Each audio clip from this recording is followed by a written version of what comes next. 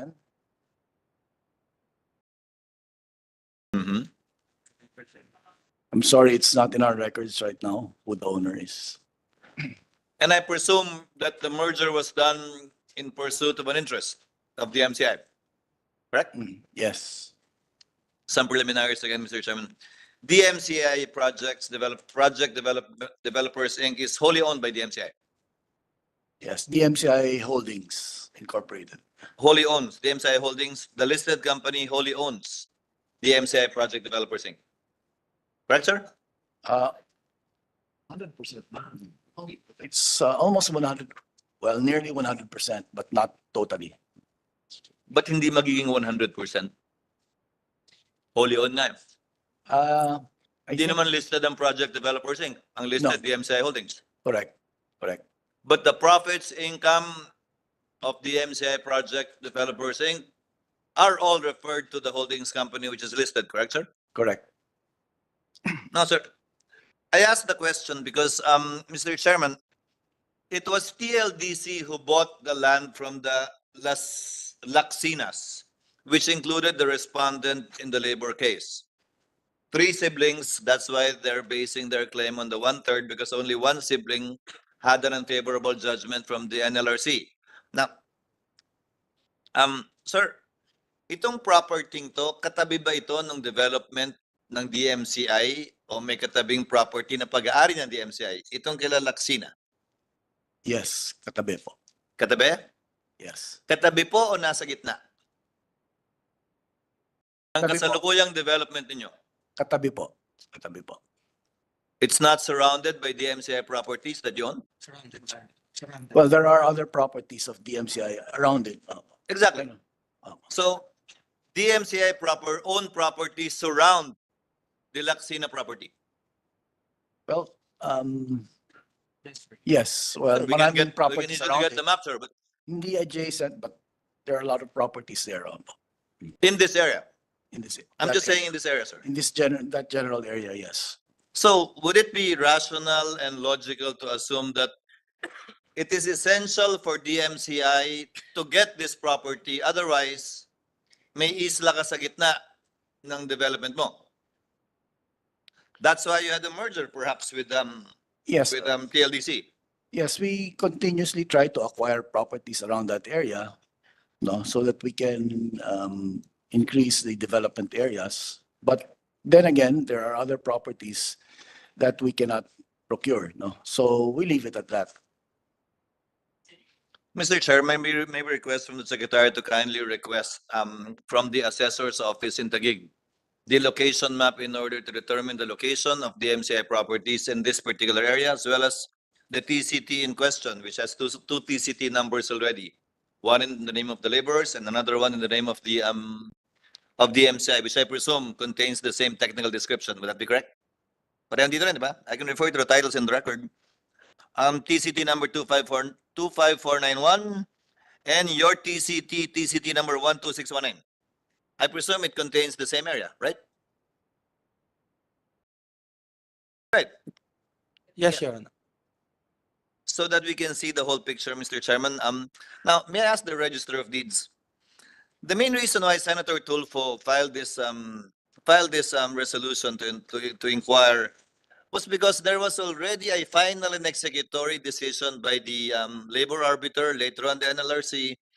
In fact, one of the cases pending before the Supreme Court, if not finally resolved, was a case involving a consulta through the LRA.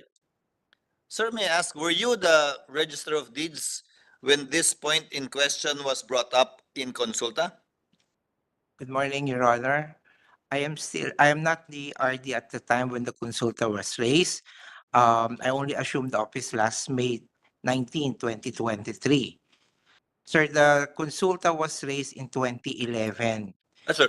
Yes, Now, sir. may I ask, saan po kayo galing bago maging Register of Deeds? Doon din, di ba? Sir, before po 2004, I was appointed acting deputy of Taguig, but I was transferred to Marikina in 2006, and then transferred again I was appointed RD of Mandaluyong in 2007, sir. But I assumed office of Mandaluyong in 2018 po, sir. So you have extensive experience with being with the Register of Deeds. Yes, Your Right. Honor. Now, sir, can you explain to me why would the Register of Deeds deny the annotation of an entry of judgment and even bring it up on consulta, which I find, to say the least, weird? Yes, sir. Sir, technically, sir, the RD, with due respect, sir, did not deny the annotation, sir, of the NLRC, but rather raise it in consulta on the powers of NLRC to order the transfer of the title. And another issue that was raised in that consulta was whether the whole property is involved in the transfer. Sir, kasi nga po nakita natin na sinasabi ang contention nga Sir, nila one-third. I agree, but on the first issue, whether or not the NLRC, what do you say, has the power, blah, blah, blah, but the Register of Deeds of Taguig issued a certificate of title in the name of the laborers based on a ruling of the NLRC, on an award of the NLRC. Sir, the RD did not yet issue the title in the name of the laborer, sir. It is still pending, sir. Yung sale. No, sir. The sale was registered in TCT 25491. Yes, sir. But under annotation, but the sale, sir, po, it pertains to the transfer to Taguig land, sir. Not yet to the laborer. Dahil binenta nga noong 1995. Yes po, sir. Tama ba? Yes, sir. So the annotation on title number 491. 25491, sir, the sale was annotated on June 30, 2009 on a December 29 document, sir, of a sale in favor of Taguig Land Development Corporation covering the said property, sir. Then subsequent title was issued, which is the present title is In favor of the MCI? not yet, sir. It's in favor of the Taguig Land Development Corporation, sir. That's TCT number 12619. Yes, Your Honor. Correct? Yes, Your Honor. Now, may I ask, where is your office? Sir, in the 8th floor of SM Aura Office Tower, Taguig, sir. Previous to that, Sir, previous to wala pa that, namang SM Aura nun eh. yes, sir. Sir, the first office of the Taguig was in in Rizal, and then was transferred to the City Hall of Taguig. Then later on transferred to Bayani Road, and then to SM Aura. Where in Bayani Road, sir? Sir, along Bayani Road, sir, I do not have the exact address along Bayani Road, sir. You have people there? Sir, When did you transfer to SM Aura? we transferred in 2000, no. Between, sir, 15 or 14 or 15, sir. And prior to that, can you ask your associate behind where the office of the Register of Deeds was located when it left City Hall? Sir, they are not aware of the specific address, sir, in Manong Bayan. Just to clear the air, may I ask the MCI if the Register of Deeds at any point in time leased a property from you for their offices? Not at all, sir? Just to make sure. No, sir. On the part of the Register of Deeds, sir, can you find out? Yes, sir. I will look into the history of the rent, sir. Now, going back to Attorney Austria, sir, according to Attorney Gascon, you began construction and development of the area, correct? Sinimulan nyo na, di ba? Ginagalaw nyo na yung lupang involved dito. That was Yes. that was his statement earlier, in the previous hearing. Can you confirm that, sir? Yes. You're already developing the entire property. Hindi lang yung mga nasa palibot, pati yung property in question. Not the entire property po kasi part of the property lang kasi I believe the title involved is 1,600 1.6 hectares and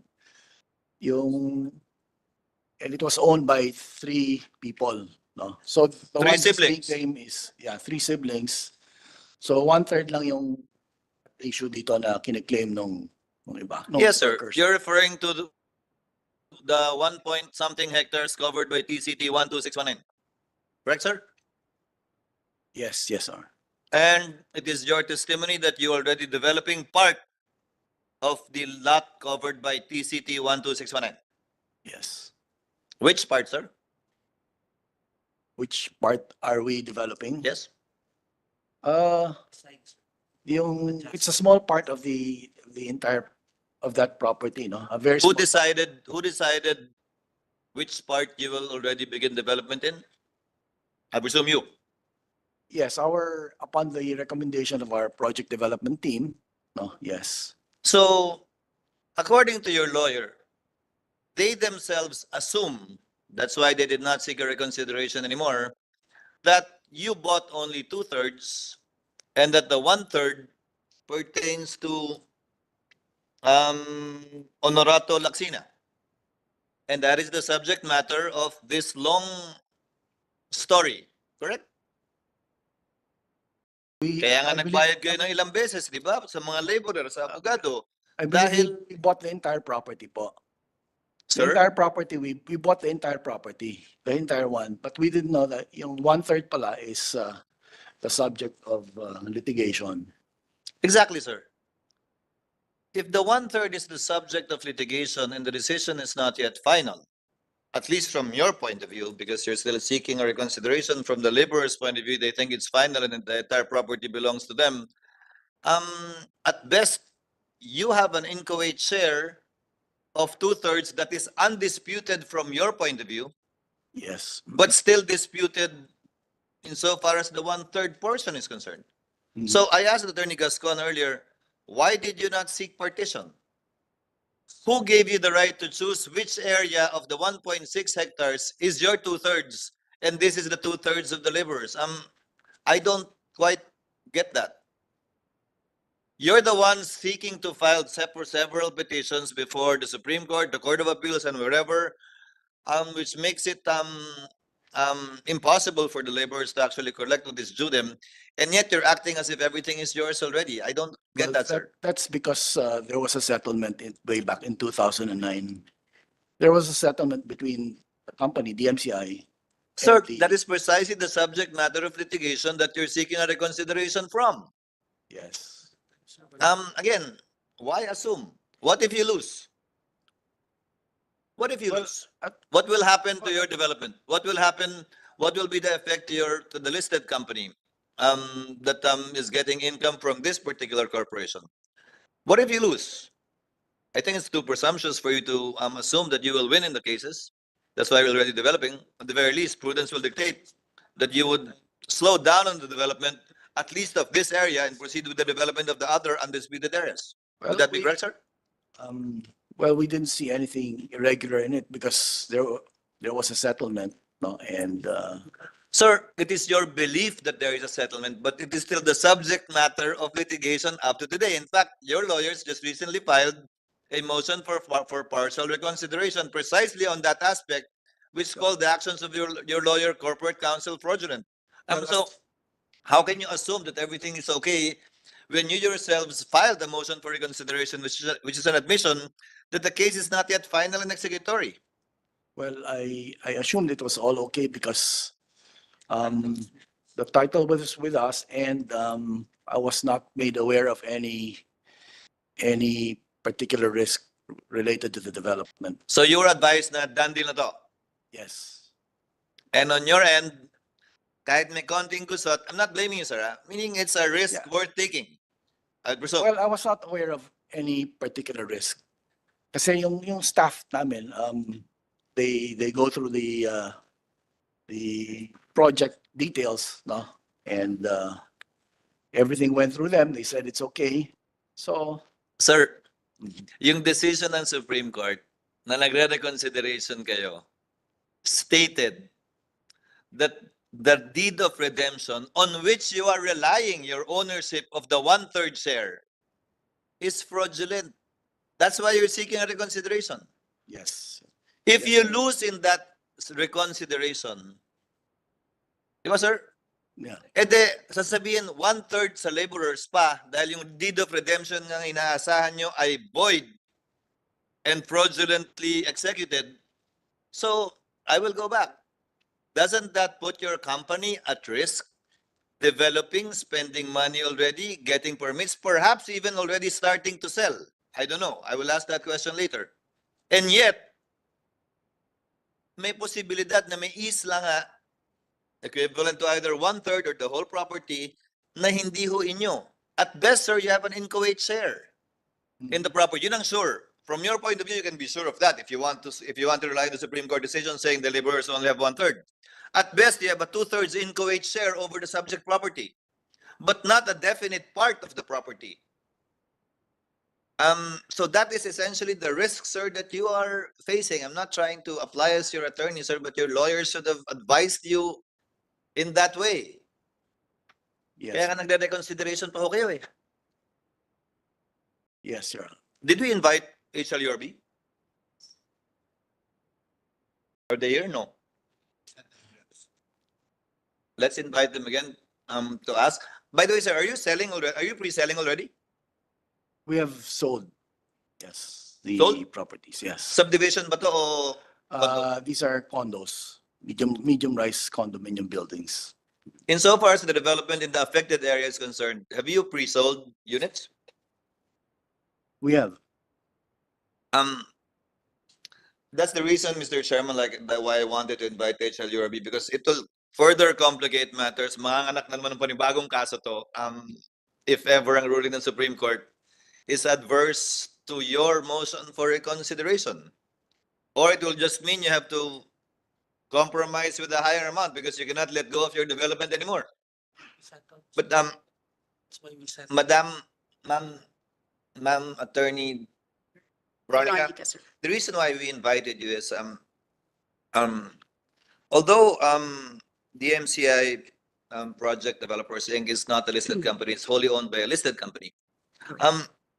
What disclosures, if any, need to be done by a holding company in relation to Siyempre, I used to play stocks before, so you read the news, diba? You try to research on the company before you invest or buy stocks.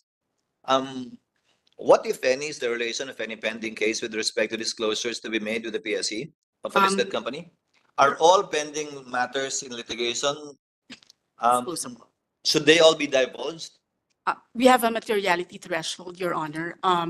If a legal proceeding involves a subsidiary of a listed company and the claim amount is at least 10% of the listed company's total current assets, it has to be disclosed.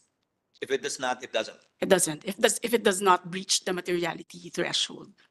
10% of total? Total current assets of the listed company.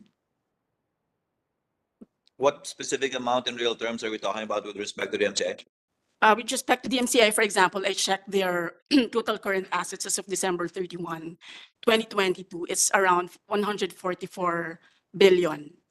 So the 10% of that would be the materiality threshold, which is around 14. 14 billion. Yes, Your Honor. In totality, not In- one particular. So 10 kaso pag tinotal, dapat mag-exceed ng 10% o isang kaso pag nag-total ng Each legal proceeding, Your Honor. Each? Each case. Ma'am, Yes. paano kung less than 10% lahat pero 20 yun?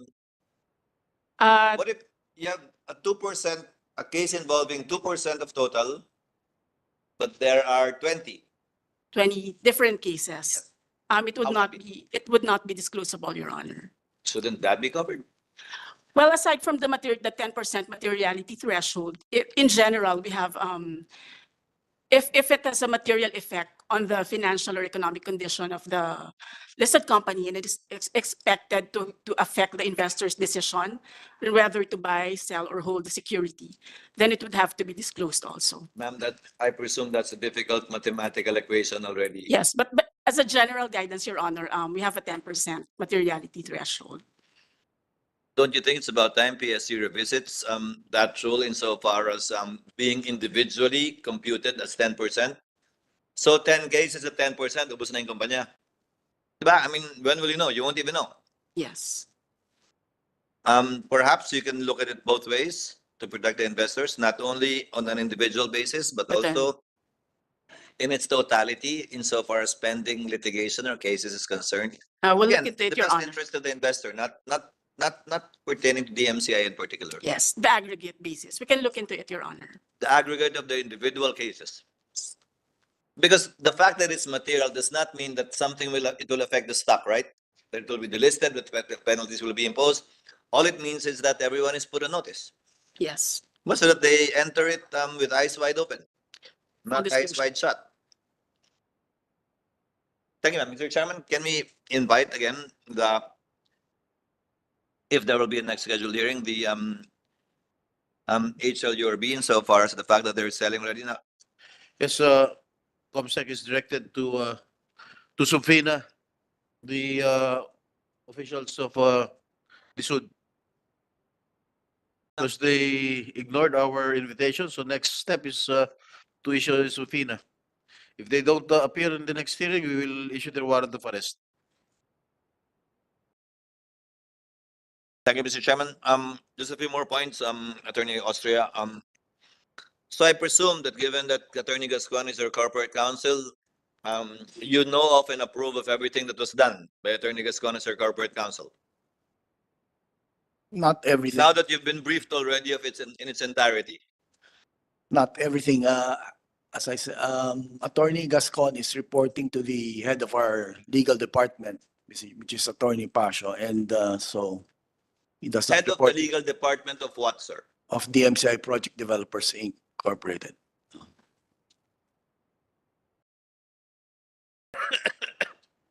Is Attorney Gascon's title corporate counsel? Is he the corporate counsel? He's a legal counsel. I distinctly remember when we asked him when he was representing the MCA Property Developers Inc. that he is the corporate counsel. That's why I don't understand why there's a legal counsel on top of him.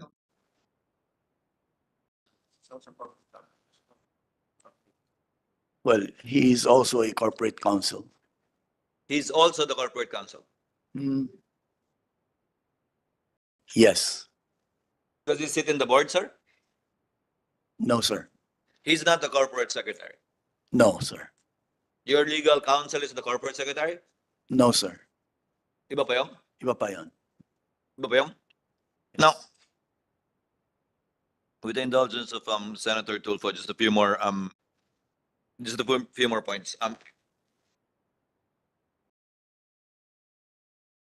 Nung binili ng DMCI nag-merger ang DMCI at TLDC, the main reason for that merger was the property, right?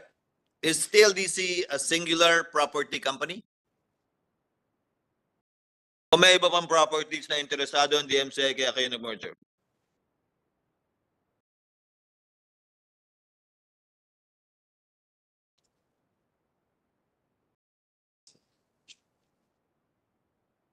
It's a corporation, but I'm not aware if it owns other properties. No, sir, I'm sure by now you read the Supreme Court decision. Why did it take the MCI so long to register the supposed sale? Problem kasi sir, sa estate Way back in 1995 to TLDC? There's a problem with the estate tax. Ikaw na magsabi. Can I ask Attorney Gascon to answer that? He already gave us his answer, sir, actually. He said that there were problems with respect to inheritance taxes that needed to be paid. But what were you told? Because, sir, again, if there are inheritance taxes due and owing to government, all they need to do is, you're in real estate, you know this. All they need to do is deduct it from the purchase price. In fact, if you were to buy yourself a piece of property, ima-minus mo na yung doc stamps, yung transfer taxes, di ba? Ma-minus mo na yung capital gains tax para ako na lahat, para sigurado marirehistro ko to. As experts in real property development, I find it odd, and the Supreme Court said so itself, that they find it odd that it was not registered until after 10, 15 years.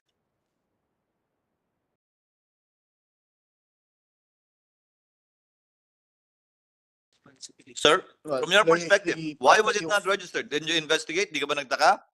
Kung na-register lang sana noon pa to, wala kayong sakit ng ulo eh. Diba? Why did So- you not do it? Well, to your first question, the property was fully paid already. No, that's why it was the responsibility of the seller to take care of any taxes. Sir, again, Mhm. you and I both know that it's common practice that the buyer usually takes care of everything to make sure. Now, you bought a piece of property from me and I did not pay the taxes. You can never consolidate your ownership. Shouldn't it be your lookout? Nabayaran na ako eh. Di problema nyo na yan, di ko babayaran yung tax. Habulin nyo ako kung gusto nyo akong habulin. As a real property developer, you don't do that. You don't leave it to chance. You don't let the buyer decide these matters and these things.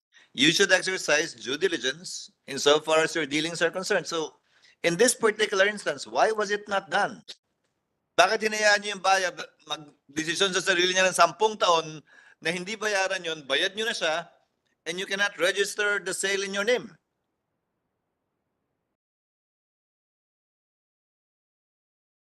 Sir, it took 11 years, nearly.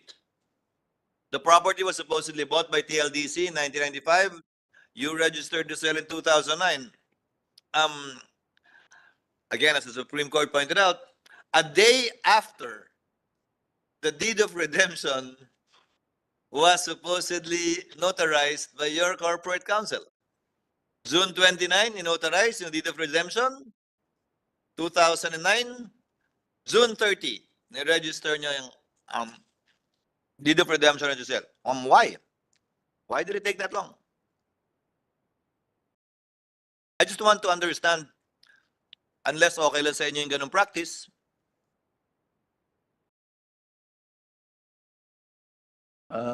Right. Well, I was not aware of that at that time. No, there was that problem. that there was that problem?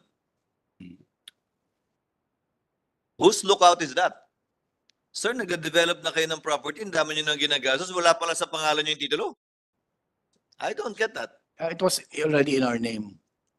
That's Sir? the title. Nasa pangalan. Previous It to was that, it was not yet in your name. Previous to 09. Wala po, sir. Pero when we developed it, it was already in our name.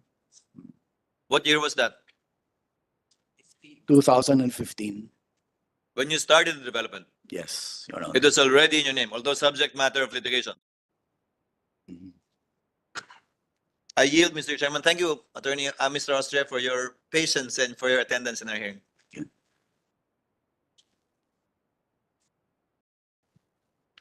Thank you, Senator Cheese.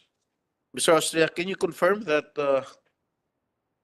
using the falsified deed of redemption as a basis of ownership claim, the MCI filed a petition for certiorari before with the Court of Appeals, questioning the registration of the NLRC's entry of judgment? Baka wala na ng copy. Anong ulang? Yes, Your Honor. All right. Using the falsified deed of redemption, huh? Okay, can you confirm that using a falsified deed of redemption So it was as a basis of ownership claim, the MCI filed a complaint for quieting of title involving the subject property before the RTC of Pasig City to oppose the registration of the entry of judgment? Can you confirm that? sorry, Senator. So at that time, it was not declared falsified, and Or when did you know that it was falsified? sorry. When did you know that it was falsified? Well, up to now, it's really actually not falsified. That's why there's a motion. It was not falsified? Sir, lumabas yung decision. Observation. When? Now, It's only now that we got to know of the Supreme Court decision, observation that it's falsified, no, but it's actually. But it was the Supreme Court who told, in its written decision that the deed of redemption is falsified. Am I correct?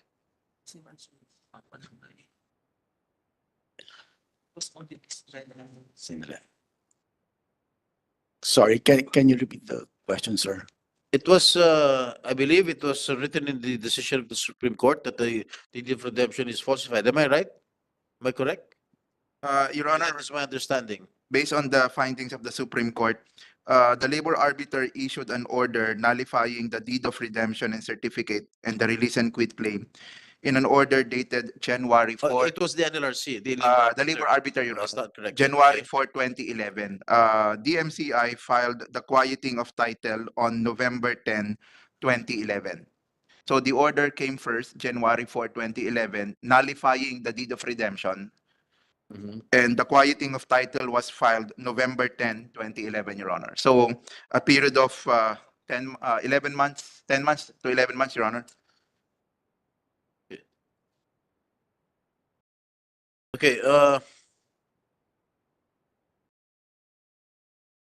can you confirm that the Supreme Court in its resolution dated March 22 of this year in GR number 235269 ruled that DMCI is guilty of committing forum shopping when it filed a complaint for quieting of title with the RTC and a petition for certiorari before the Court of Appeals?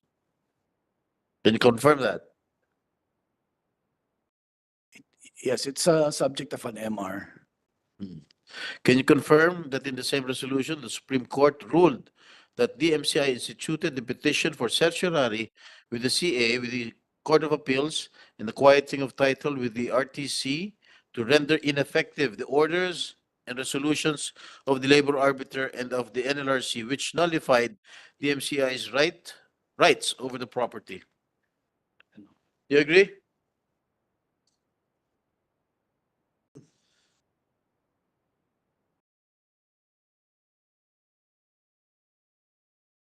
Sandali lang, sir. All right.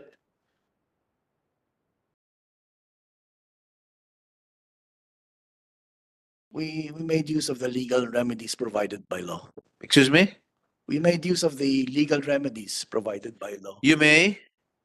Made use of, we use. No, the no, no. legal- I was just asking. It's just answerable by yes or no. Can you confirm that the same resolution, in the same resolution that the Supreme Court ruled that the MCI instituted the petition for certiorari with the CA and the quieting of title with the RTC to render ineffective the orders and resolutions of the labor arbiter and of the NLRC, which nullified the MCI's rights over the property? So just answerable by yes or no. Simple question. Yes, sir. All right.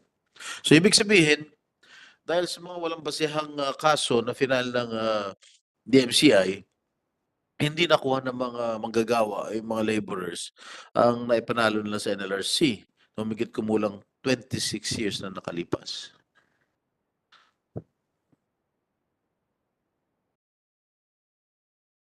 Kasi you affirmed all my questions. You answered in the affirmative. Di ba? Yeah. Yes, sir. But Dahil yung mga iba to, NLRC ruling with which is final and executory, Supreme Court ruling, decisions. we have Ano? we have compensated po yung 5 of the 6 workers. You have? We have paid 5 of the 6 workers Hindi, recently. alam mo, nagugulan ako Nag-merge na kayo ng DMCI at saka Taguig Land. Am I correct? Kung kayo ng owner ng property, why do you have to settle with them? Kayo ng owner, wala na kayo pakialam sa kanila. When Why do you have to settle with them, with the laborers?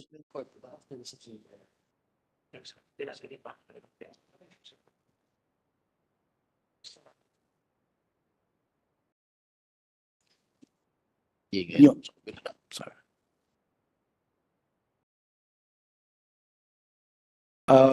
We wanted to settle with the workers so that we can go on in developing the property. So that there will be no more problems in the development, no? We settled. And it also, Ako na may-ari ng lupa, kakausapin ko mo ba sila? Sila dapat kumausap sa akin. Di ba? Which is quite logical.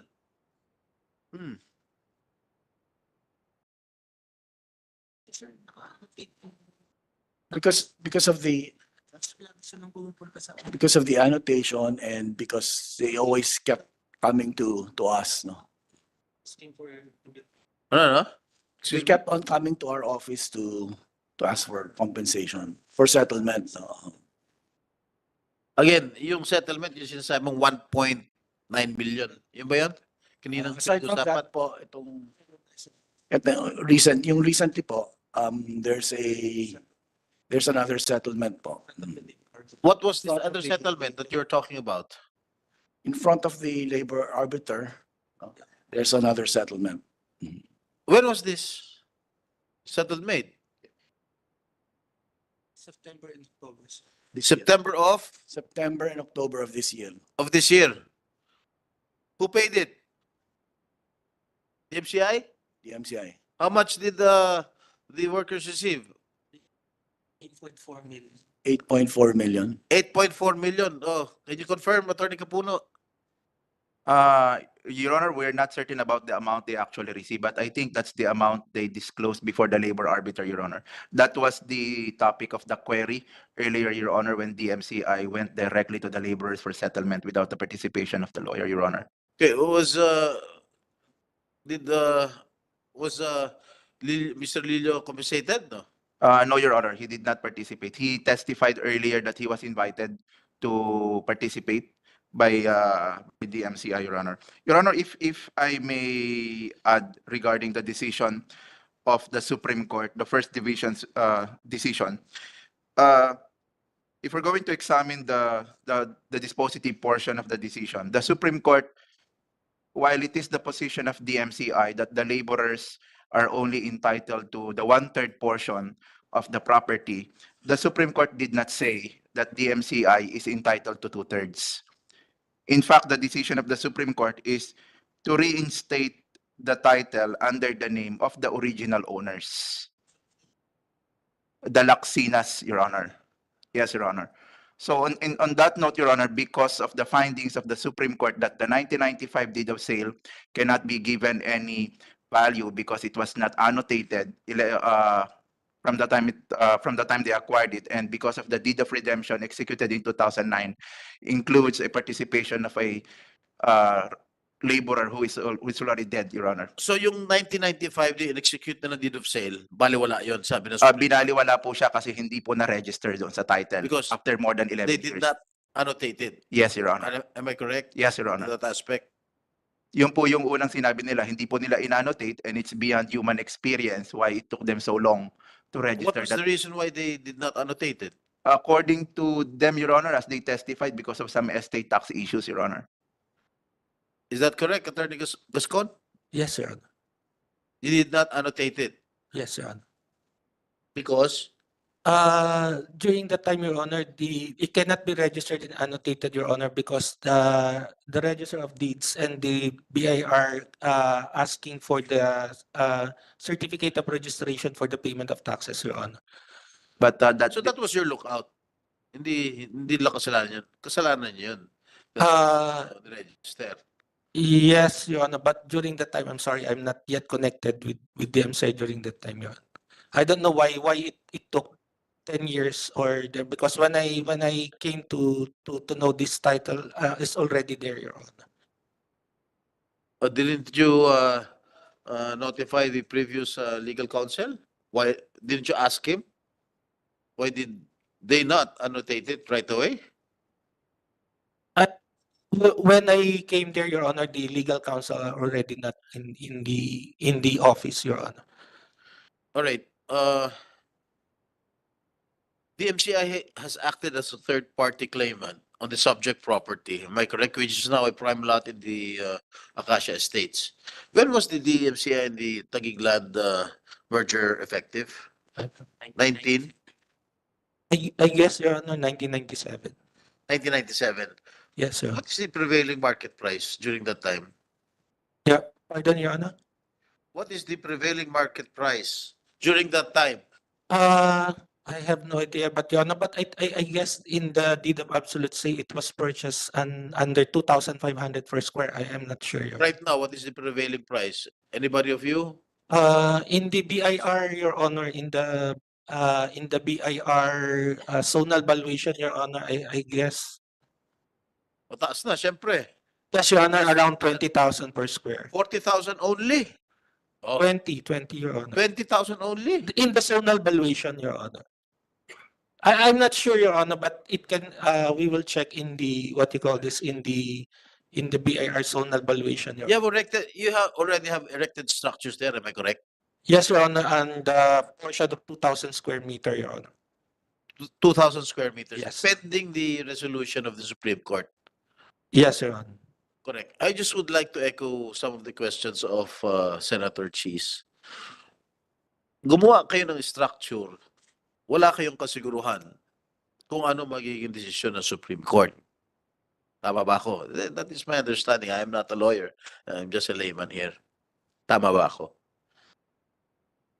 You were too presumptuous and you were too confident na itong Supreme Court papabor sa inyo. Because you already erected some structures there in that property. Am I correct? Well, that's the management, what you call this, Your Honor, What management. if nga, just to echo again the question of Senator Cheese, the Supreme Court denies your motion for reconsideration. What will happen to the structures? I have no idea. But if in case, Your Honor, the order of the Supreme Court is to what you call this, to settle to pay or to give it to the landowner, of course we will abide with the ruling of the Supreme Court, Your Honor. Well, because on my part, that is very risky because you've spent millions of pesos to erect these structures. How many percent has been ang natapos nyo na? Ano ba ginagawa nyo dito? Condominium? Yes, Your Honor. Ilang percent ng I guess, Your Honor, it's already 100% completed. 100% already? Senator Rafi? Anong pangalan ng project? Itong pinag-usapan natin, Mr. Ivorywood Residences, Your Honor. Ivory Residences. Ivory Residences. Ivorywood, Your Honor. Okay, Ivorywood. So, nung kino-construct nyo itong Ivorywood Residences, itong project na ito, siyempre, kukuha kayo ng mga permit and licenses, right? Yes, Your Honor. Appropriate permit and licenses. Alam nyo naman na it is under litigation. Yes, Your Honor. Paano yung nagawa ng paraan na nabigyan kayo ng permit at license? We just submitted, go Your ahead, Honor, all the applications, Your Honor. Actually, in the title, in good faith, Your Honor, we put. You've been using that word in good Sorry, Your Honor. since last hearing. Okay. No, alam nyo na under litigation ito. And yet, pinilit nyo, sabi nga ni Senator Jinggoy, very presumptive kayo. Palagi. Alam nyo under litigation. Pinilit nyo pa rin na ituloy yung proyekto. Sana hindi mo na kayo nagpatayo ng structure. And then, ininforman nyo ba yung mga pinuntahan yung mga ahensya ng ating gobyerno para sabihin sa kanila, hoy, tagpulana, ito ay under litigation. However, kami po ay mag-apply ng permit at license na para magtayo kami ng high-rise condominium dyan sa Ivory Wood Residences. Yes, Were they informed? yes, Your Honor. We Pumayag itong mga ahensya ito. Give me the names of those agencies. in na the pumayag makipagsabuatan sa title, inyo. Give me the names right now. I need the names of those people na sinabi nyo na ito ay under litigation, pero kami nagbabakasakali, bigyan nyo kami ng permit at license na para maituloy itong project. Give me the names of those people. I'm not the one who applied, Your Honor, the application for the permits, Your Honor. I'm not privy to the. So therefore, hindi nyo sinabi. Dalawa it's either sinabi nyo sa kanila na under litigation itong lupang ito, It's in the title, Your Honor. We filed annotation in the title that there is a pending litigation, Your Honor, Okay. respondents. then give me those people na nag-approve pa ng inyong lisensya at ng inyong permit, those agencies, government agencies na inuprobahan na despite the fact they know better na ito ay under litigation, dapat hindi muna. I don't know, Your Honor, who because I have said I'm not the one who applied the permits, Your Honor. It's in 2009, Your Honor. I don't know. I am not in the one. Dahil nga dyan sa inyong padalos-dalos na yan, there's this big possibility na itong mga nakabili na ng mga unit dyan sa Ivory Wood Residences, magmumukhang kawawa, magiging homeless, mawawala. You see? You know that, right? Sabi nga ni Senator Jinggoy, ano kung dumating yung time, sinabi ng Supreme Court Finance Executory, wala ng MR-MR, panalo na sila. Oh, paano yun? Paano yun yung mga nakapagbayad na sa inyo? Ang gagawin nyo, i-refund nyo yun. Just to interject, no, Senator Rafi, sinabi niyo it was already 100% finished, the project, the Ivory Residences, correct? Yes, Your Honor. Benta na ba kayo ng mga unit? Yes, Your Honor. Ilan percent na yung nabentahan ninyo? Is it 100%. almost occupied? Fully It's occupied? occupied. It's fully occupied. Fully occupied. Mm. Parang, kasi sa akin parang ang lakas-lakas naman loob nyo na nagpatayo kayo ng structure, ng condominium, nagbenta kayo, nag-pre-sell kayo, probably nag-pre-selling pa kayo nung araw. Tapos ngayon, you admitted that it has already been sold. Every unit has already been sold. Sabi nga, pagka sinabi ng Supreme Court, hindi kayo pinanigan, kinatigan. Yes. What will happen to the So I buyers of these units that you have sold to them? So, sige po. First of all po, I was not aware na may problema yung yung Didn't you settlement, yung settlement. didn't you inform these clients of yours or the buyers of yours that this land is still undisputed, is still disputed? Nasa Didn't you inform them? Kung gusto I- kong bumili ng unit, oy, ganda nito. Hindi mo ba ako sabihan na, ito may problema pa itong lupang to, ha? So actually I'm aware. As a buyer, I am aware. Actually po, the development is maybe around more than 3 hectares po. And then this particular property is at the edge of that entire development. No, opo. This is still a disputed property before the Supreme Court. Correct? Yes, Oh. Your Honor. Didn't you I was just asking, very elementary lang naman yung question ko eh. Did you not notify the buyers of your units that may problema, that this land is still disputed before the Supreme Court, na may kaso pa? Kasi kung sasabihan mo ko, hindi ako bibili, matatakot ako. Mhm. Di ba? So, parang niloko nyo itong mga buyers mo ng units. Pagka sinabi ng Korte Suprema, talo kayo, o paano? Paano yung unit ko? Palalayasin nyo kami ron. Siyempre, talo kayo eh. Oo. Sobra naman, you're too presumptuous, to say the least. Kasingitin, Mr. Chair. Yeah, please.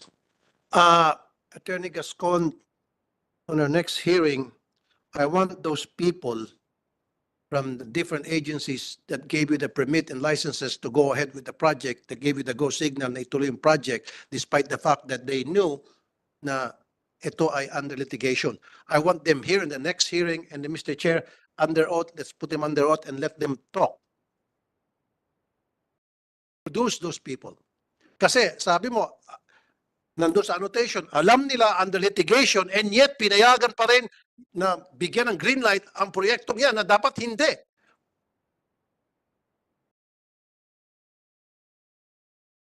I think you want, yeah, okay. Your Honor. Then produce those people here Yes, sa Your Honor. next hearing. Yes, Your Honor. And you agree with me, dapat hindi kayo nabigyan ng permit. Kasi nga, it's being contested because it's under litigation at Supreme Court pa ang nag-handle ng kaso. Bilang paggalang na sana sa Korte Suprema, dapat hindi mo na ginalaw. Hindi mo na kayo binigyan ng permit. Pero nagpumilit na magbigay ng permit itong mga agency na ito at kung sino yung mga Poncio Pilato dyan, then may kalalagyan sila rito. The COMSEC is instructed to invite all those persons mentioned by Senator Rafi Tulfo. Yes? My comment is, I think our lawyers thought that the Can you risk please was talk very, louder? very small. That the risk was very small, considering that there was a settlement. No? So the The Supreme risk Court, is very small. because there was a settlement eh. Pumayag Even yung- though there was a settlement, but the ultimate decision will still be the Supreme Court. Yeah. Diba? What if? I think our, Going back to my previous question, what if the Supreme Court we, denies you? we never anticipated that, Your Honor, because Huh? we did not anticipate that because we Okay, thought that the, Okay, one last question. Kung nagbebenta na kayo, paano nyo matatransfer yung sa mga buyers yung titulo? Ha? Yung hindi naman nakapangalan sa DMCI. not How? transfer. This is still a disputed area, a disputed land. You started erecting structures, and in fact, it is already 100%, and you started pre-selling or selling the condo units. How can you transfer the title to the buyers? Kung Transfer naman po. ganito kasi bro, bumili ako ng unit mo. Mhm. Oh, bili ako ng 1 milyon. Kunwari 1 million worth ng unit mo. Binigyan ko ng 1 milyon. Paano yung titulo ko? Meron naman pong titulo na transfer po. Ha? There was the titles Is it were under your transferred. name? Sorry? Is it under the name of the DMCI, the property? Yes, Your Honor. But this is still disputed. Paano ka? Meron na ba kayo in-issue na titulo sa mga buyers? Yes, Your Honor. Kasi karamihan po ng building, hindi naman po sakop ng disputed property. What is the disputed property? Hindi, Kasi malaki po yung property eh. And nandito lang siya sa bandang boundary. So, 2,000 square meters yung disputed out of a total of, I think, around 3 hectares po. so doon sa disputed area, wala kayo. Merong tinamaan na isang building out of siguro out of around 10 buildings. Natatawa ako sa sarili ko. Alam mo, I'm sorry, I have to use this term kasi wala akong maisip na term para i-describe itong ginawa nyo. Tanga kayo. Totoo, tanga. Itong attorney, you're an attorney, tanga ka. Oh, sorry, the company that you represent is tanga, pati ikaw tanga. Nakipag-areglo kayo sa inyong mga complainant nang wala pang final para sa inyo decision sa Supreme Court. Tama? Naka-MR kayo. Gumugulong yung kaso sa Supreme Court. Pinayaran nyo sila. Dumating yung time, sinabi ng Supreme Court, ito yung desisyon namin na dapat ito yung amount na pupunta o ito yung mga property na punta. Bali wala yung aregluhan ninyo. Alam mo yan. Hindi i-honor ng Supreme Court yan. At pwede silang bumaliktad. Sabihin nila, sundin natin Supreme Court. Yung pinirma namin yan, null and void yan. Doon kami sa Supreme Court decision. Kung gusto nyo, kung magkano binigay nyo, 100 million, nakalagay Supreme Court, 1 billion, punuan yung diferensya. Wala kayong magagawa. Kasi susundin talaga kung anong desisyon ng Supreme Court, right? Tara kayo. Pwede kayong baliktarin yan. Hindi kayo nag-iisip. Nagpadalos-dalos kayo. Dapat kung aregluan man, doon pa lamang sa NLRC, nakipag-areglo na kayo. Hindi nyo sa pinabot sa Supreme Court. Dahil pag nakarating sa Supreme Court, it's a point of no return. You cross the Rubicon. Hindi na pwedeng bumalik. So ang ginawa nyo, inareglo nyo sila. Thinking na tapos na. Hindi. Ang problema nyo talaga sa Supreme Court na. Nag-guess nyo, sir? Sasabihin ng Supreme Court, ito yung desisyon namin. Salugat doon sa inyong aregluhan. Do you agree? Na pwedeng sabihin ng mga complainant, yung binigay nyo areglo, wala yan. Sundin natin Supreme Court, kahit na may pirmahan tayo, doon tayo sa Supreme Court decision. Wala kayong magagawa, tama? O, di ba katangahan yan?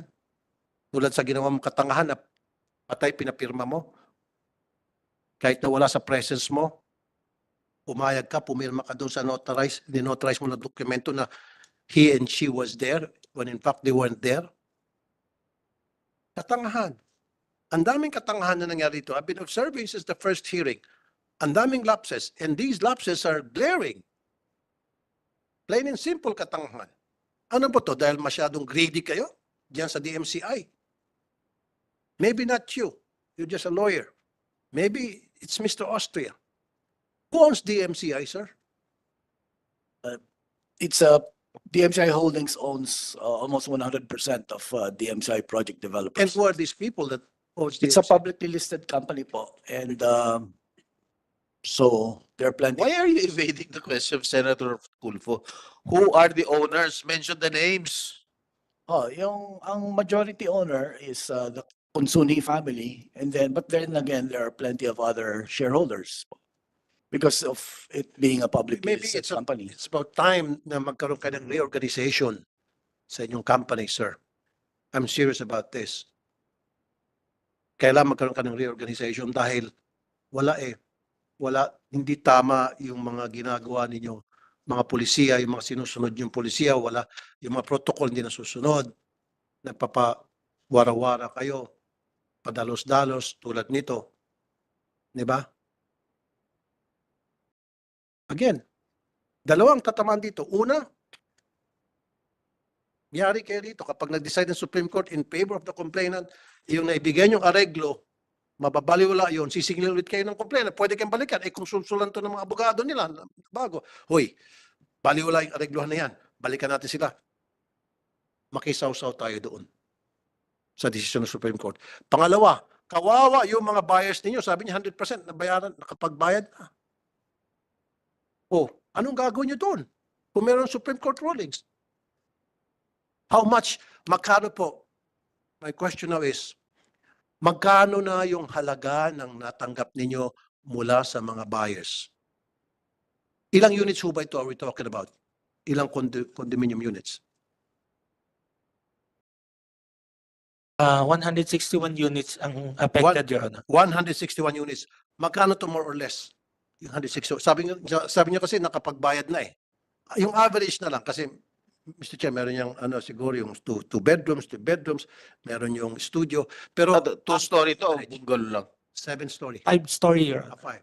Five. 5-story. And then how many, Units are affected are 161 units, Your Honor. mga magkano to sa 161 units? I have Mga around 3 million siguro each.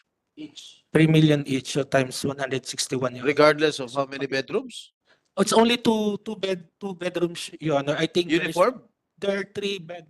Uniform na 2 bedrooms? Average, Your Honor, 2 bedrooms. Average of 2. So Yes. may studio type, may 3 bedrooms. We don't have studio type in that unit, Your Honor. So maximum is, minimum is 2. Yes, Your Honor. Maximum is Maybe around 3. 3 bedrooms. Yes, Your Honor. So you're selling it at an average of 3 million. Almost all po ay 2-bedroom. Excuse me? Almost all are 2-bedroom units. Yes, those Konti 3 lang. million, 161. 483. Huh? 483. So that's 483 million. Yes, Your Honor.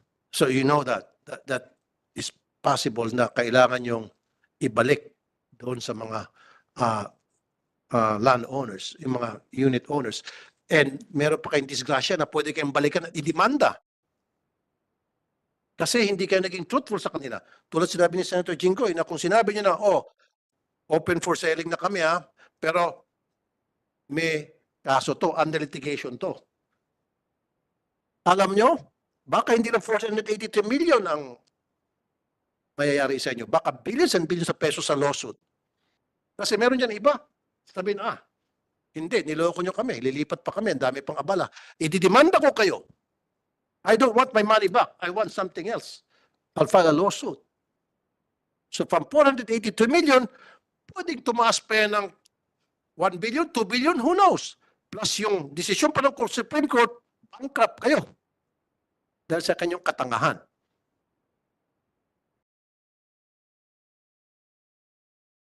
So Mr. Chair, next hearing, I would like to see those people. Yes, we will conduct the next hearing either Tuesday or Wednesday next week. Depends on the availability of the committee rooms. And I expect your attendance again on next week. including those that were mentioned by Senators Escudero and Tulfo. The persons mentioned, especially the representatives of DSUD. Again, I would like to state for the record, if they do not show up next hearing, you will issue right now a subpoena, am I correct? If they don't show up next hearing, we will issue a warrant of arrest. All right? Thank you. Thank you. Hearing is hereby suspended.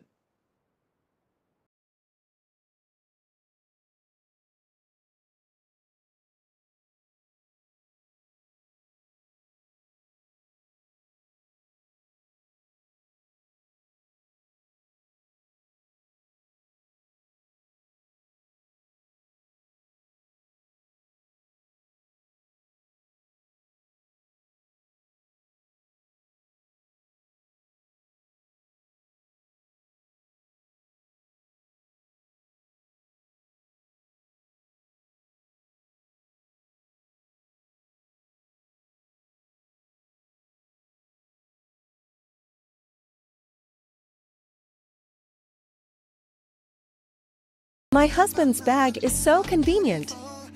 It has a charging cable on the side, making it easy to charge your phone anytime, anywhere. Designed by a famous Japanese designer, it is made of 100% genuine leather, with a great texture that fashionistas love. It is handmade, waterproof, durable, and has a large capacity, allowing you to store an iPad, phone, wallet, umbrella, water bottle, and more. When going out, just carry this one bag and it's enough. It can be worn in 3 ways: crossbody, shoulder bag, or chest bag. Each style is full of fashion. Today, the manufacturer is selling directly, and you can get a free genuine leather wallet and belt when you place an order now. This promotion is only available today, so don't miss out.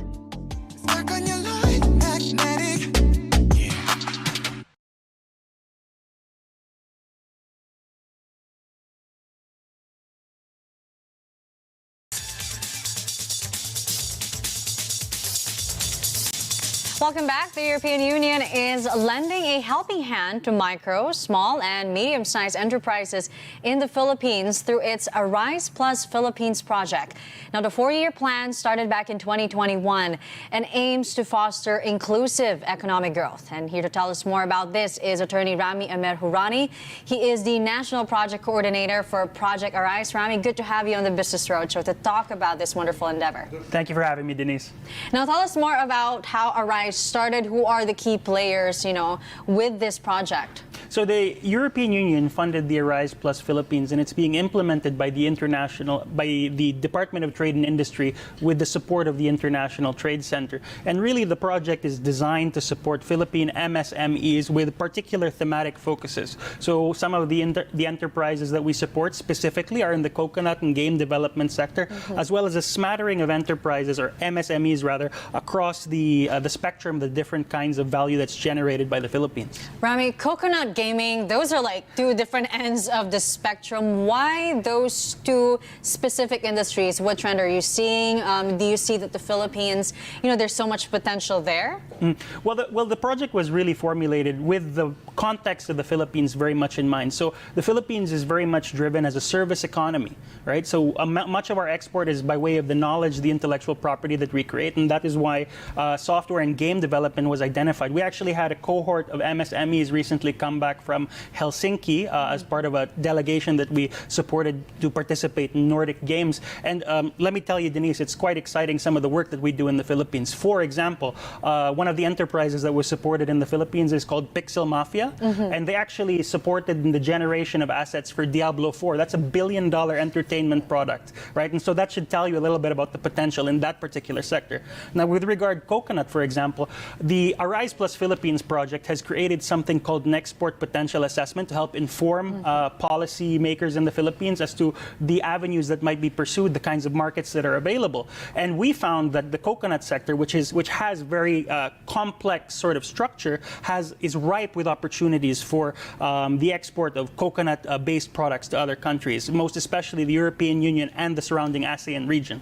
I mean, so now we've talked about the industry, but we want to, why focus on the MSME sector in the Philippines? Like, why choose to fund that and enhance that?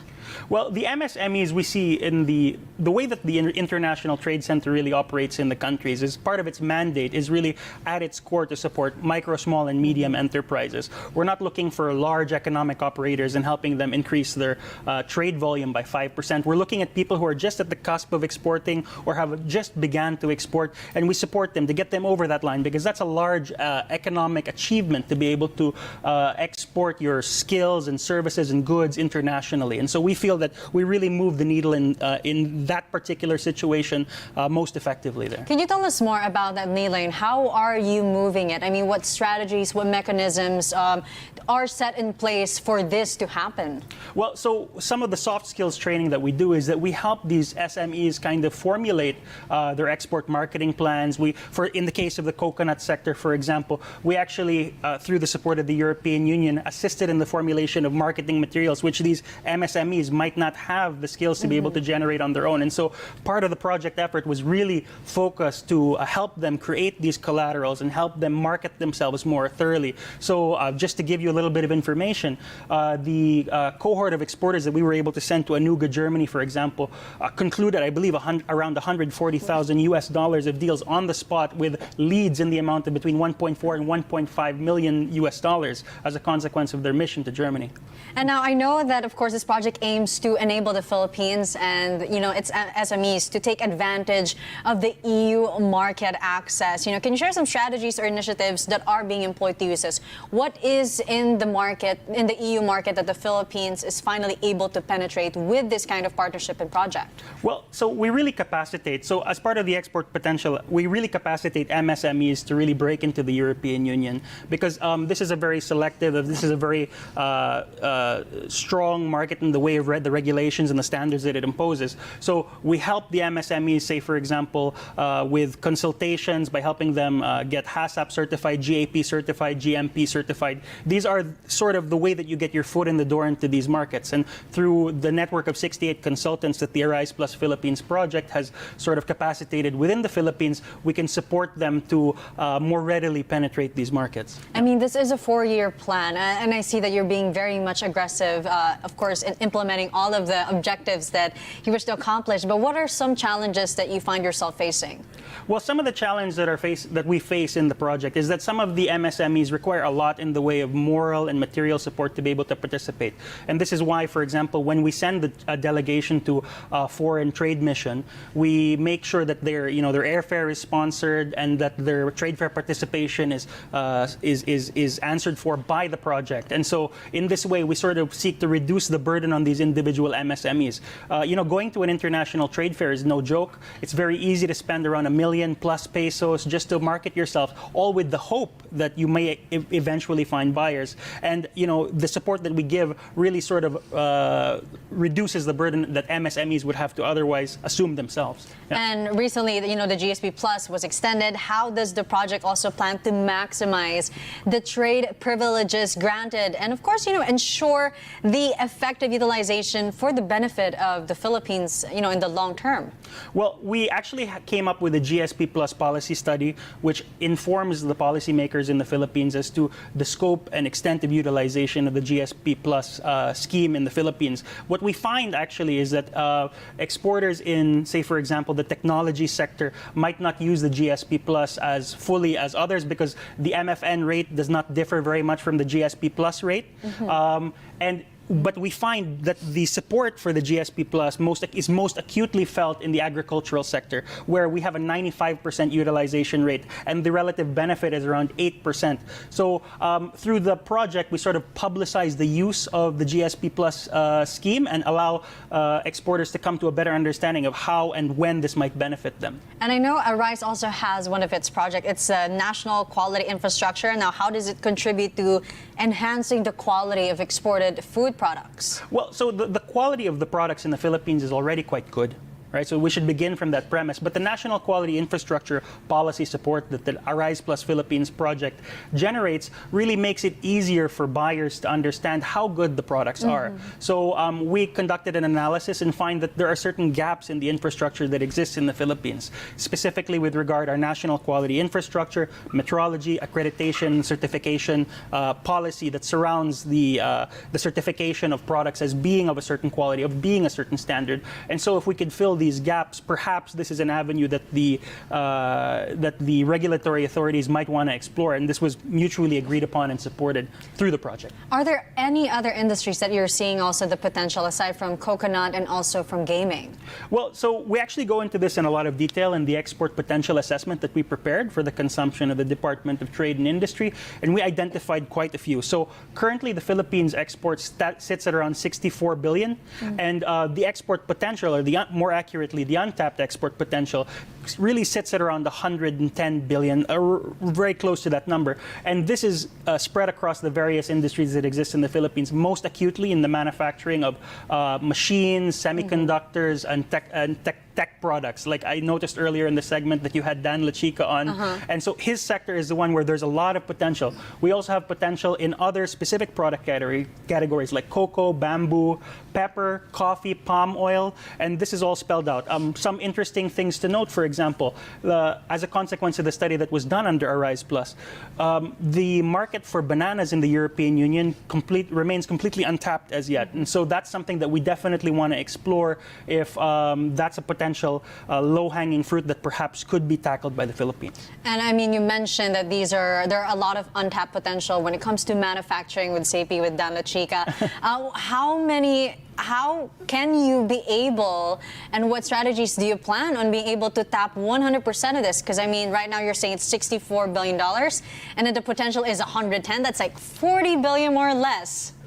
Well, so this is like macroeconomic calculations, and these are things that definitely the country can aspire to. As a Filipino myself, I would really love for us to really capture all of that the unrealized export potential. We find, though, that some of it will come as a consequence of the natural growth of the GDP of the country, but some of it are also market-specific and product-specific frictions. And so we have to really expend some effort, perhaps, to find out where those particular frictions are and try to reduce them so that we can capture. For example, based on the analysis that was done under the project, we find that much of the export potential with the European Union actually comes as a consequence of these market and product-specific frictions. And so a process needs to be undertaken whereby those might be identified and hopefully dispensed with.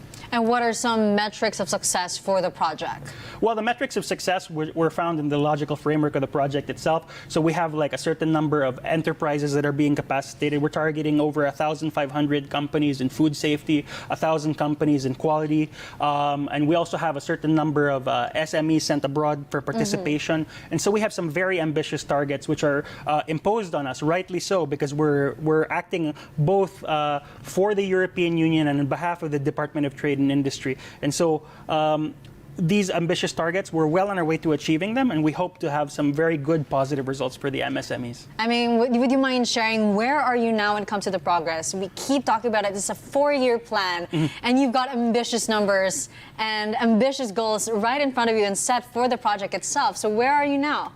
Well, so currently we've been building out a network of trainings, experts over the past 2-3 years or so, and we're now in the point where we're really seriously marketing the enterprises. So as I mentioned, we've sent trade fair delegations to Anuga, Germany, Nordic Games, we've sent some to Paris Games Connection, and so we're really starting to see the product of the work that we've been putting in the past couple of years. And so it's a little bit early to tell. There have been some ambitious targets hit. We've had quite a lot of deals, quite a lot of potential leads that we're very proud of, but definitely we're on the hunt for more, and we will be for the coming year of the project. I mean, what's next for 2024? Right now, it's a bit too early to say because we'll have to be in constant communication with our partners in the Department of Trade and Industry to help us discuss the work plan for the project. But definitely, ambitious targets are at the heart of what we do in the International Trade Center. And we're really hope to make a difference for MSMEs.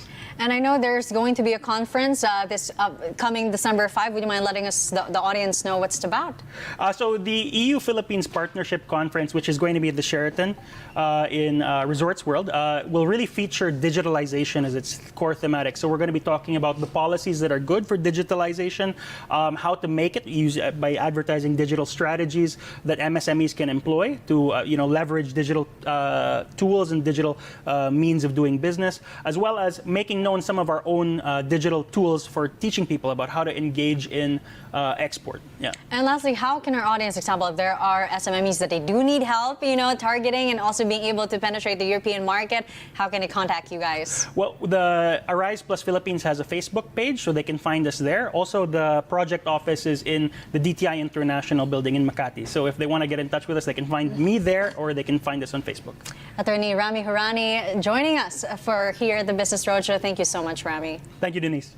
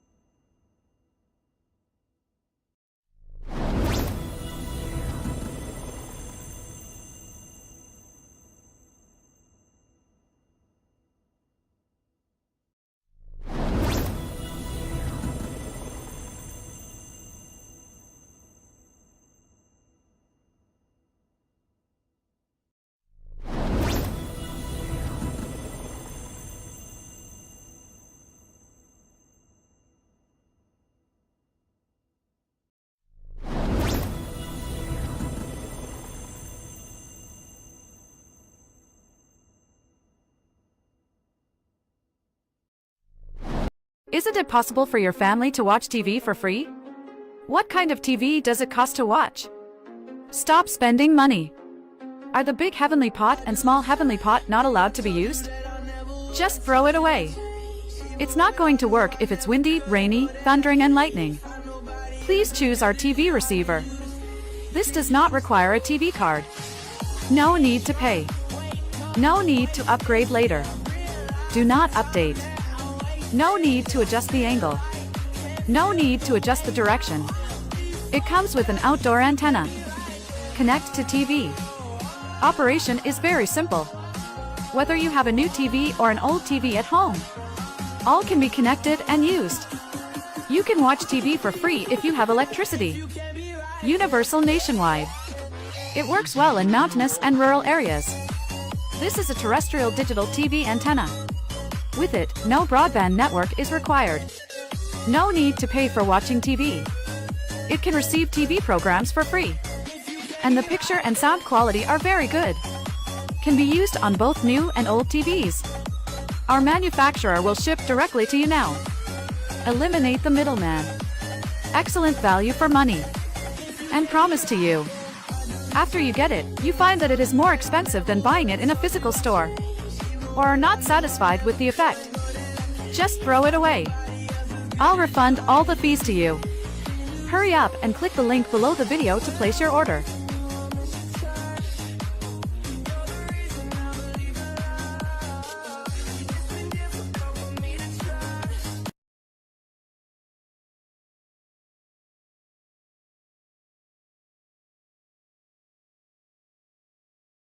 In this video, which is just over 2 minutes long, I want to show you how to create this 84-page ebook simply from one topic idea. So I use a tool called WordGenie from Designer, and I just type in the topic name, sailing.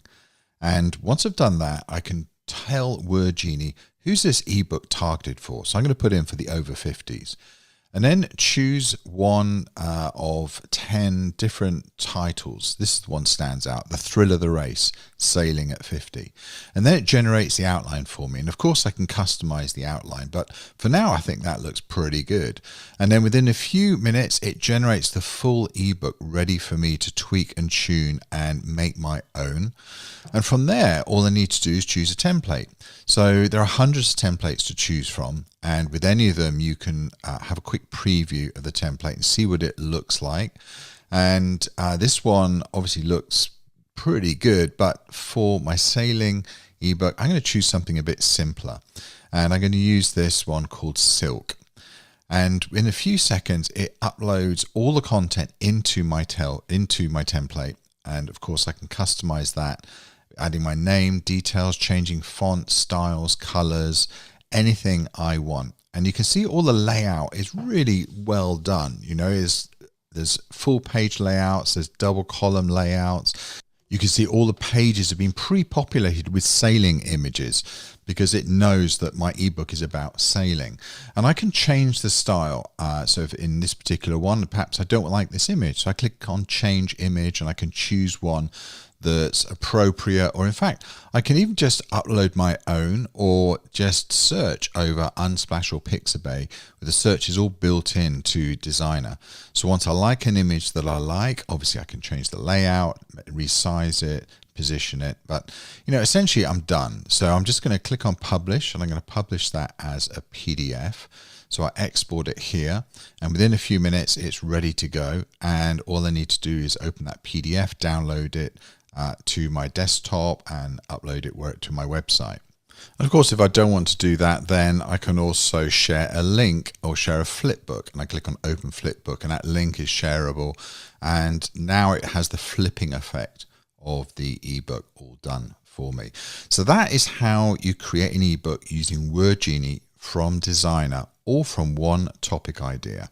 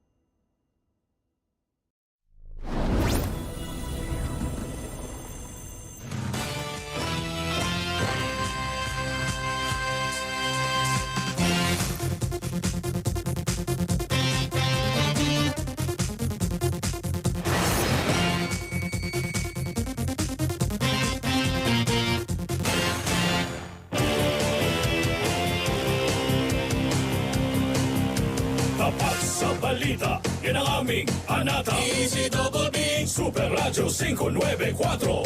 Laging naka-alerto, serbisyo, totoo. DZBB Kapuso nyo sa radyo. Walang kinikilingan, walang pinoprotektahan, serbisyong totoo lamang, walang iwanan. May paninindigan, matatag, maaasahan. DZBB Super Radyo 594. Kapusong Pilipino, lahat Super Radyo. DZBB serbisyong totoo. Walang kinikilingan, walang pinoprotektahan, serbisyong totoo lamang, walang iwanan.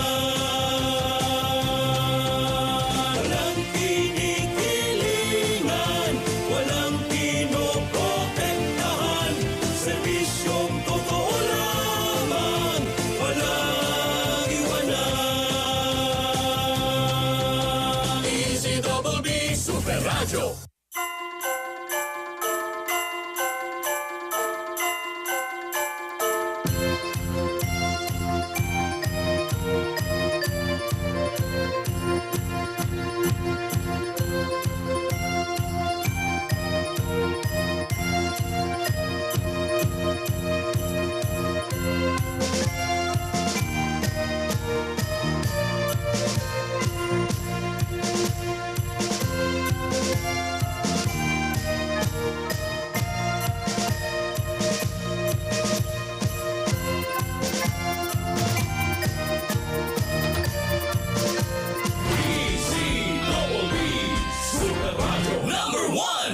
Melo del Prado sa Super Radio DZBB. Ang oras po natin mga kapuso, alas 5:33 na po. Oy. Good morning. Umaga po, 26 days na lang, oh. Merry Ito na po, balita na po tayo. Magandang umaga, Metro Manila. Ito na po.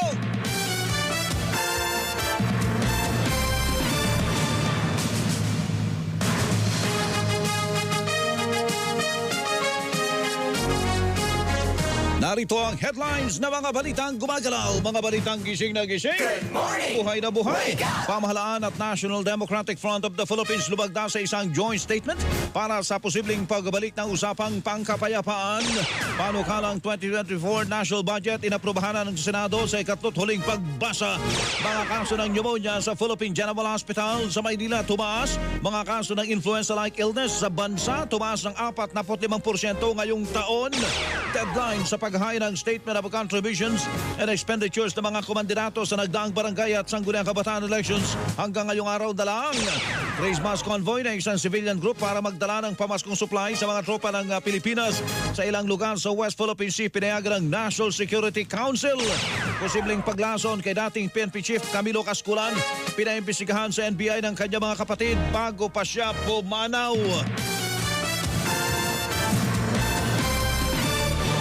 Oras natin, radyo na.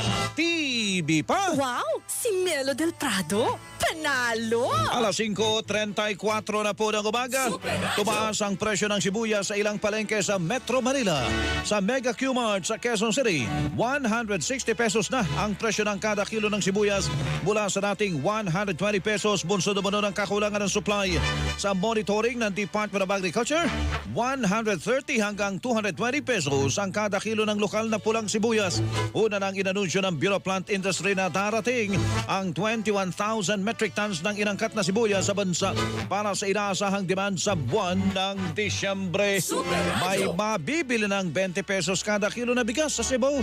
Sa ulat ng GMA Regional TV Balitang Bisda, inilunsad sa Talisay City ang Sugbo Merkadong Barato Program kung saan mabibili ang murang bigas na para lang sa mga mahirap na pamilya. Mula ang murang bigas sa National Food Authority o NFA na pinuntuhan ng pamahalaang panlalawigan ng 100 milyong piso. Tutukuyin ng lokal na pamahalaan ng mga mahirap na pamilya para makabili sila ng murang bigas na ilalagay sa mga pop-up store gaya ng Kadiwa sa iba't ibang lugar sa lalawigan. Ang mga kwalipikadong pamilya ay maaring bumili ng hanggang 5 kilo ng bigas sa loob ng 1 linggo. Oras natin, Radyo na TV pa, alas 5:36 na po ng umaga. Inaprubahan na ng Senado sa ikatlo tuling pagbasa ang panukalang 2024 national budget na nagkakalaga ng mahigit sa 5.7 trilyong piso.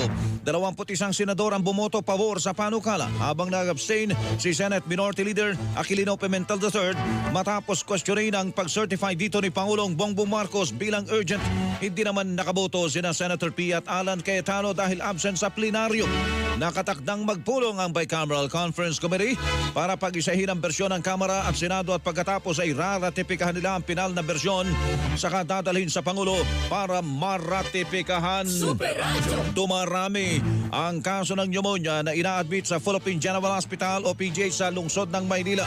Ayon kay Dr. Jonas De Rosario, tagapagsalita ng PGH, maraming pasyente sa kanilang emergency room ang tinubuhan na. Nagiging extension naman noon ng kanilang intensive care unit ang emergency room dahil sa dami ng pasyente na may pneumonia. Kabilang umano sa mga pasyenteng may pneumonia na na-intubate sa PGH ay mga sanggol. Pinayuhan ni De Rosario ang publiko na magpatingin sa doktor kung makararanas ng hirap sa paghinga, paninikip ng dibdib at tuloy-tuloy na lagnat. Makatutulong din naman ang pagpapaturok ng pneumococcal vaccine. Sa unang 3 buwan ngayong taon, mahigit sa 41,000 na kaso ng pneumonia ang naitala sa ating bansa.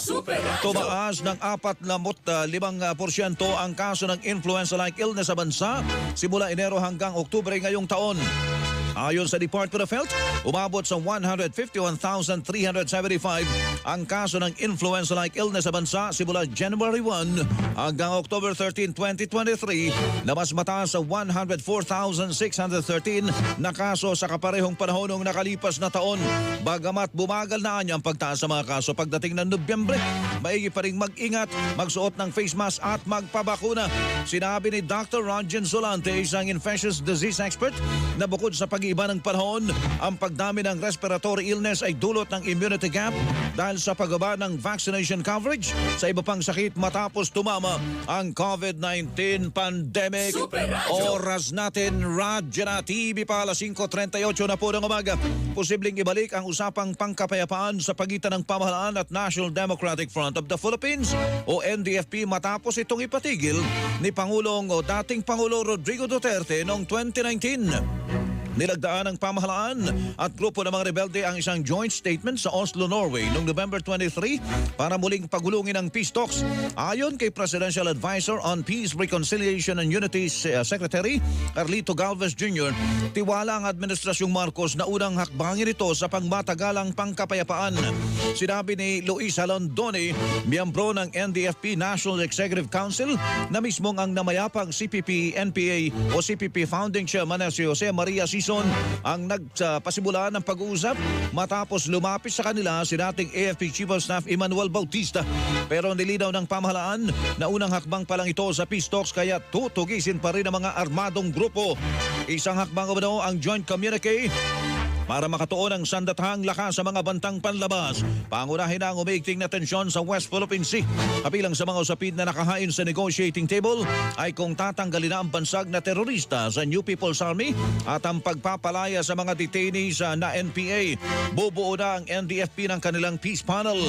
Nanawagan naman si Pangulong Bongbong Marcos sa mga Pilipino na suportahan ang peace process. Tuloy ang plano ng civilian group na atin ito na magsagawa ng Christmas convoy para magdala ng pamaskong supply sa mga tropa ng Pilipinas sa West Philippine Sea. Pero hindi pinayagan ng National Security Council ang grupo na pumunta sa BRP Sierra Madre sa Ayungin Shoal dahil sa banta sa seguridad. Ayon kay Undersecretary Jonathan Malaya, Assistant Director General ng National Security Council, daraan ang convoy sa kung hanggang saan ang makakaya sa vicinity o paligid ng Ayungin Shoal. Sa Pag-asa Island dadalhin ang mga regalo at pamasko na ibibigay sa BRP Sierra Madre. Kailangang makipag-usap ng grupo sa Philippine Coast Guard at AFP Western Command para maplansya ang ruta at mabantayan ang tinatayang 40 barko na balak sumama sa convoy. Aminado ang Coast Guard na malaking hamon ito pero gagawa naman na ito nila ng paraan. Oras natin, radyo na. TV pa, alas 5:40 na po ng umaga. Melo del Prado sa Super Radio DZBB. DZBB Super Radio #1. Pagbabalitang walang kinikilingan, walang pinoprotektahan, walang kasinungalingan, serbisyo totoo lamang. Super Radio DZBB. Hindi pa huli, hindi pa titina. Super Radio DZBB Prime Time. Alas 5:30 hanggang alas 6:30 ng umaga. Melo del Prado sa Super Radio DZBB. Alas 6:30 hanggang alas 7 ng umaga. Joel Reyes-Abel at Melo del Prado sa Pago na Bayan. Alas 7 hanggang alas 8 ng umaga. Joel Reyes-Abel at Melo del Prado sa Super Balita sa Umaga Nationwide. Alas 8 hanggang alas 9 ng umaga. Rowena Salvacion at Joel Reyes-Abel sa Saksi sa Double B. At alas 9 hanggang alas 10 ng umaga. Arnold Clavio at Connie Cizo sa One-on-One. Walang personalan. Pagpabalitang walang kinikilingan, walang pinoprotektahan, walang kasinungalingan. Serbisyo totoo lamang. Super Radio DZBB Prime.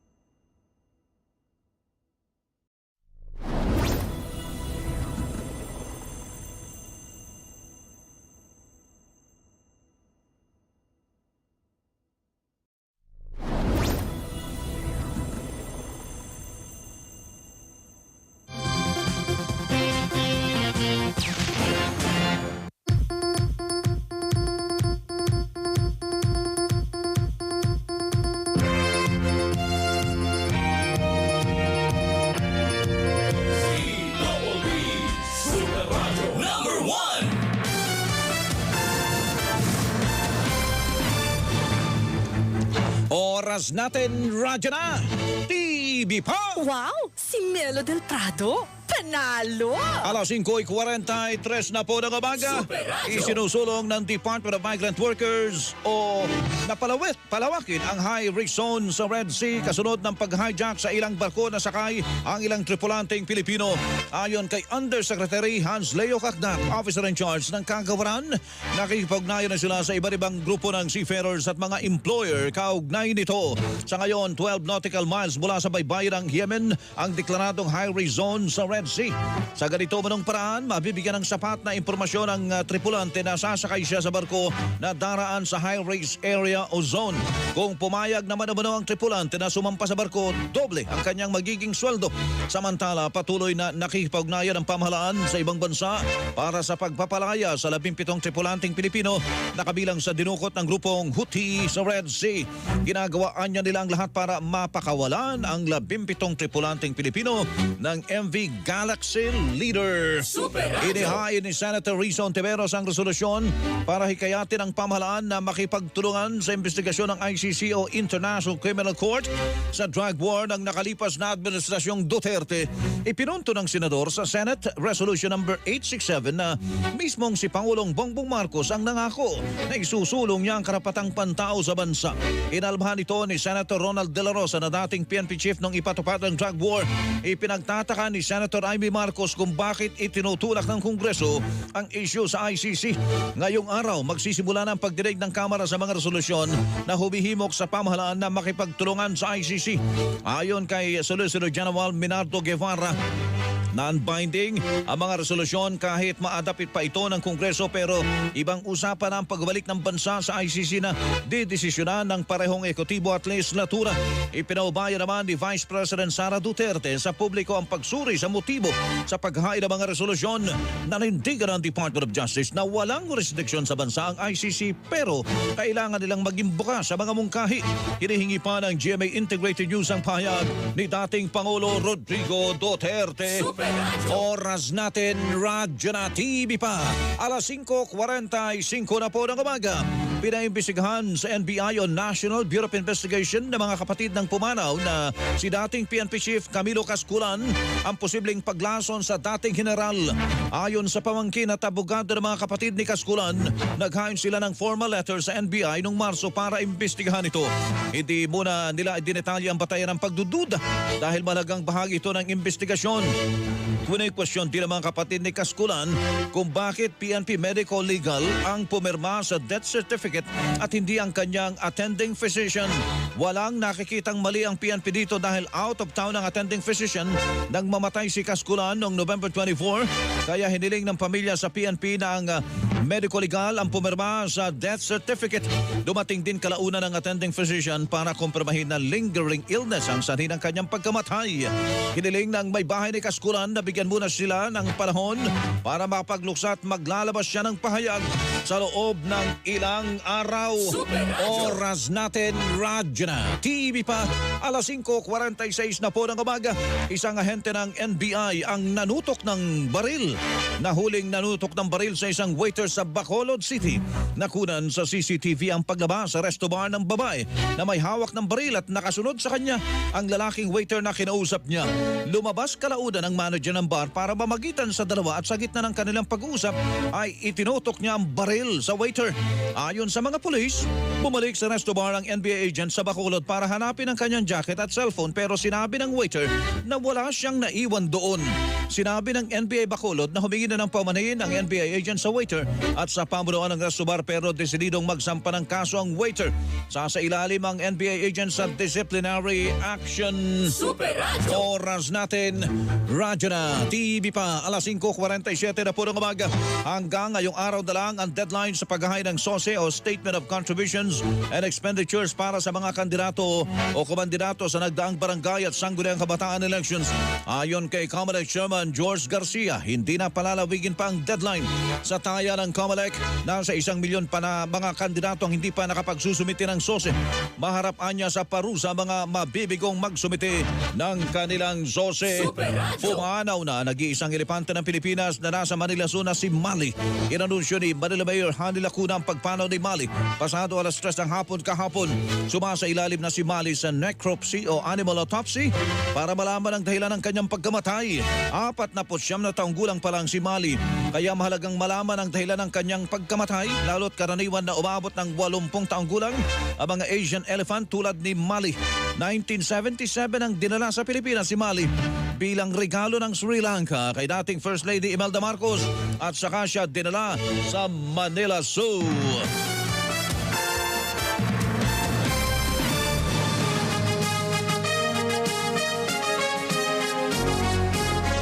Balikan natin ang headlines ng mga balitang gumagalaw. Mga balitang gising na gising, buhay na buhay. Pamahalaan at National Democratic Front of the Philippines lumagda sa isang joint statement para sa posibleng pagbabalik na usapang pangkapayapaan. Panukalang 2024 national budget inaprubahan na ng Senado sa ikatlot huling pagbasa. Mga kaso ng pneumonia sa Philippine General Hospital sa Maynila tumaas. Mga kaso ng influenza-like illness sa bansa tumaas ang 45% ngayong taon. Deadline sa paghahain ng Statement of Contributions and Expenditures ng mga kumandidato sa nagdaang barangay at sangguniang kabataan elections hanggang ngayong araw na lang. Christmas convoy ng isang civilian group para magdala ng pamaskong supply sa mga tropa ng Pilipinas sa ilang lugar sa West Philippine Sea pinayagan ng National Security Council. Posibleng paglason kay dating PNP Chief Camilo Casculan, pinaimbestigahan na sa NBI ng kanyang mga kapatid bago pa siya pumanaw.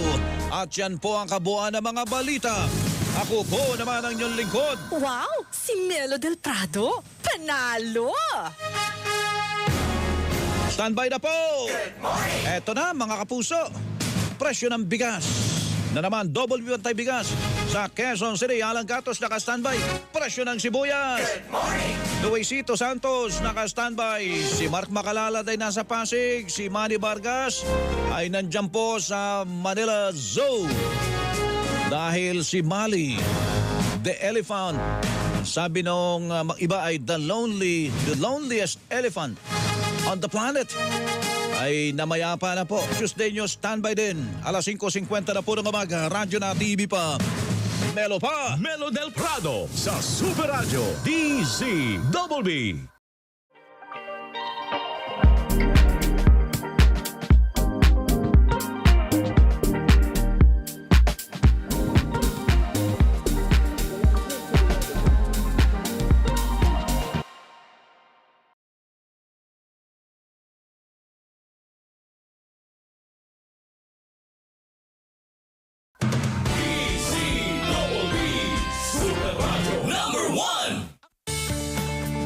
Mga kapuso, maging maingat tayo ngayong tagulan para maiwasang magkaroon ng leptospirosis. Manatiling malinis ang kapaligiran, maglagay ng lason sa daga sa iba't ibang bahagi ng bahay o tumawag ng pest control para maiwasan ang pagdami ng daga. Huwag maligo o maglaro sa baha. Iwasan ang paglusong sa baha lalo na kung may sugat. Kung hindi maiwasan ang paglusong sa baha, magsuot po ng bota, maglinis agad ng katawan o maligo pagkarating sa bahay. Magpa-check up agad sa doktor kung nakalusong sa baha at lumitaw ang mga sintomas ng leptospirosis. Biglaang pagsakit ng ulo, lagnat, pagsusuka, pagkahilo, pananakit ng kalamnan, kawalan ng gana sa pagkain. Alagaan natin ang ating kalusugan ngayong tagulan.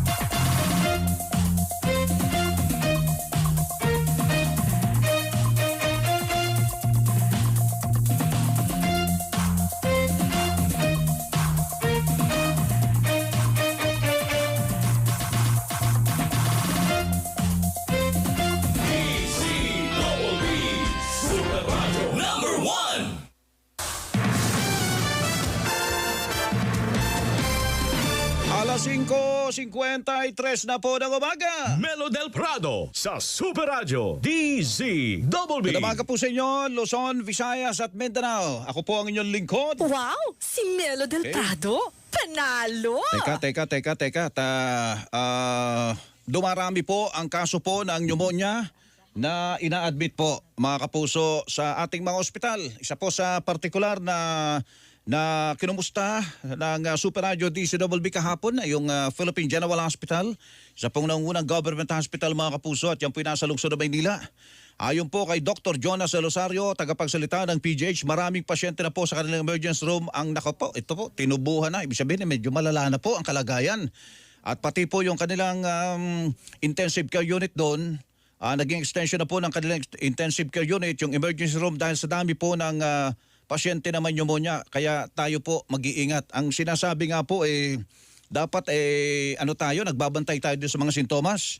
Ito po sinasabi po ng mga doktor, sabi po ni Dr. Jonas Elosario, spokesman ng PGH, magpatingin sa doktor kung kayo po ay makakaranas ng hirap sa paghinga, paninikip ng dibdib at tuloy-tuloy na lagnat. Dahil marami po ang nagkakasakit po ngayon.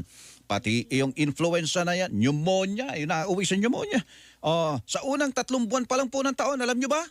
Mahigit sa 41,000 na kaso po ng pneumonia ang naitala po sa ating bansa at makatutulong kung kayo po ay magpapaturok ng pneumococcal vaccine, mga kapuso. Melo del Prado sa Super Radio DZBB.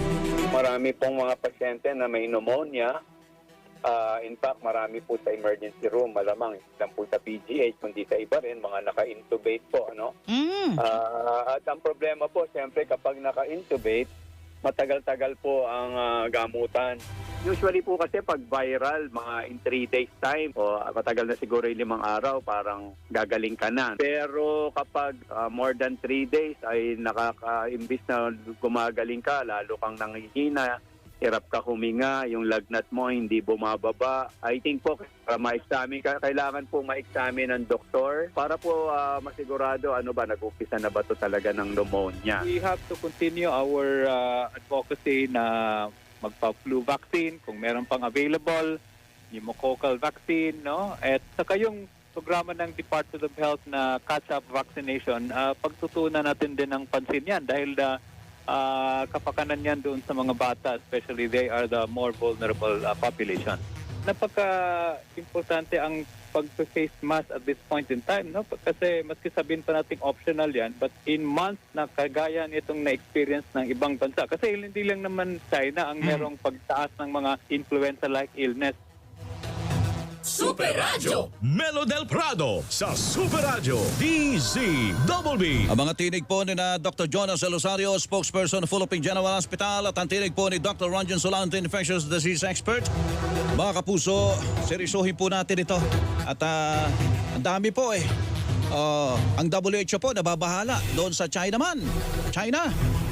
May clustering na po mga bata. Karamihan po sa nadadali po ng respiratory illness. Hindi lang pala doon. Sabi ni Dr. Ranjan Solante, pambuong daigdig po. Dito sa Pilipinas, kita nyo yan? PGH, Philippine General Hospital.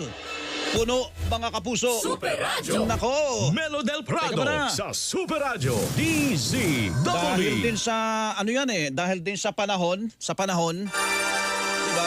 Bantay Panahon. Ayan Kaya tayo po ay makikibalita sa Pag-asa mula kay Patrick Del Mundo, weather specialist po ng Pag-asa. Patrick, magandang umaga. Hello? Patrick? Hello, Patrick? Hello, saglit lang alas 5:57. Maulan po sa Magdamag. Lalo ito madaling araw, mayroong malakas na buhos ng ulan, yan po ay dahil daw po sa hanging amihan sa Hilagang Luzon, pati Metro Manila, apektuhan. Sinabi po ng Pag-asa na asahan na maulap na papawri na sasamahan ng mga pagulan dyan sa Batanes at saka dyan sa Bubuyan Islands, mga kapuso.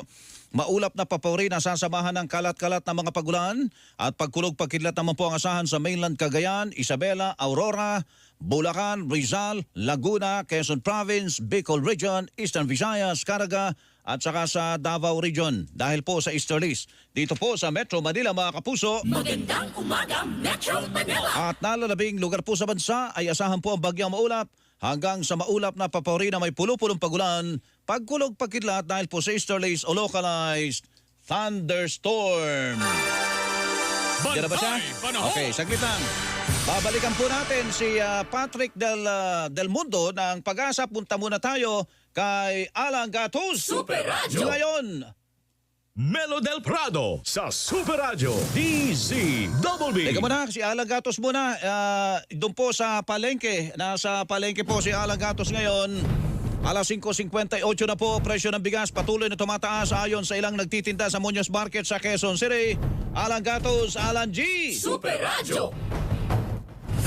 Alan G. Alan Gatus. Teka muna po, at alas 5:57, 58 na po ng umaga oras po natin. Ito na si Alan Gatus. Alan G, kumusta dyan? Double B, Bantay Bigas. Nako, Kuyang Melo, ngayong maulan na umaga dito sa labas, lalo pat nagpalabas ng thunderstorm advisory ang Pag-asa, ngayong wala tayong makikitang sikat ng araw at tila wala rin tayong makikitang senyales mula sa mga nagtitinda ng bigas. Natitigil ang pagtaas ng presyo nito. Sa Muñoz Market kasi 50 pesos na ang kada kilo ng bigas na pinakamura, Kuyang Melo. Yan na yung pinakamura, 50 pesos.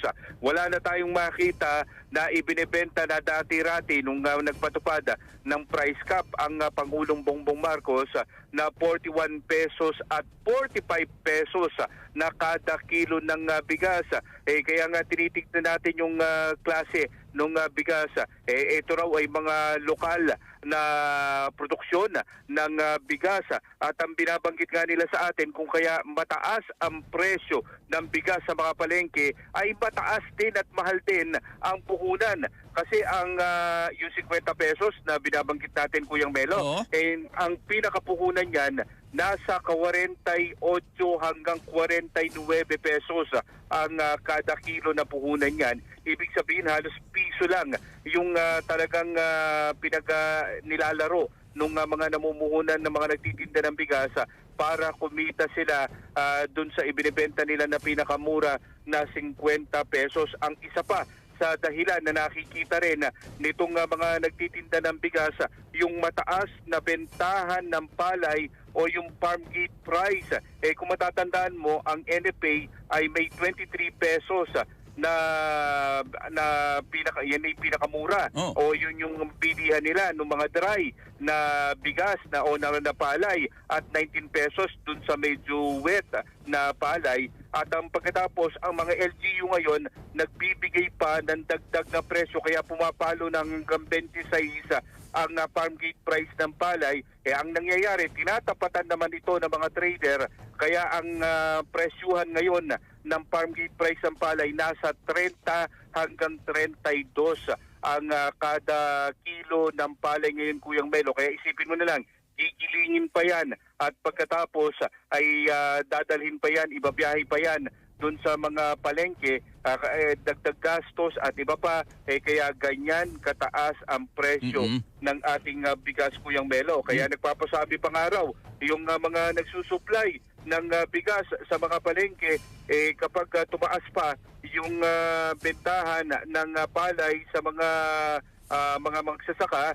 lalo pat marami na yung nakapag-ani na, ibig sabihin kakaunti na lang yung paghahatian o hahabulin pa na ibebenta na mga palay, baka padagdagan pa o tumaas pa yung presyo ng palay Kuyang Melo. Yung tawag dito, sa Cebu, Talisay, Cebu yata yun. Talisay City sa Cebu. Oo, magandang umaga po.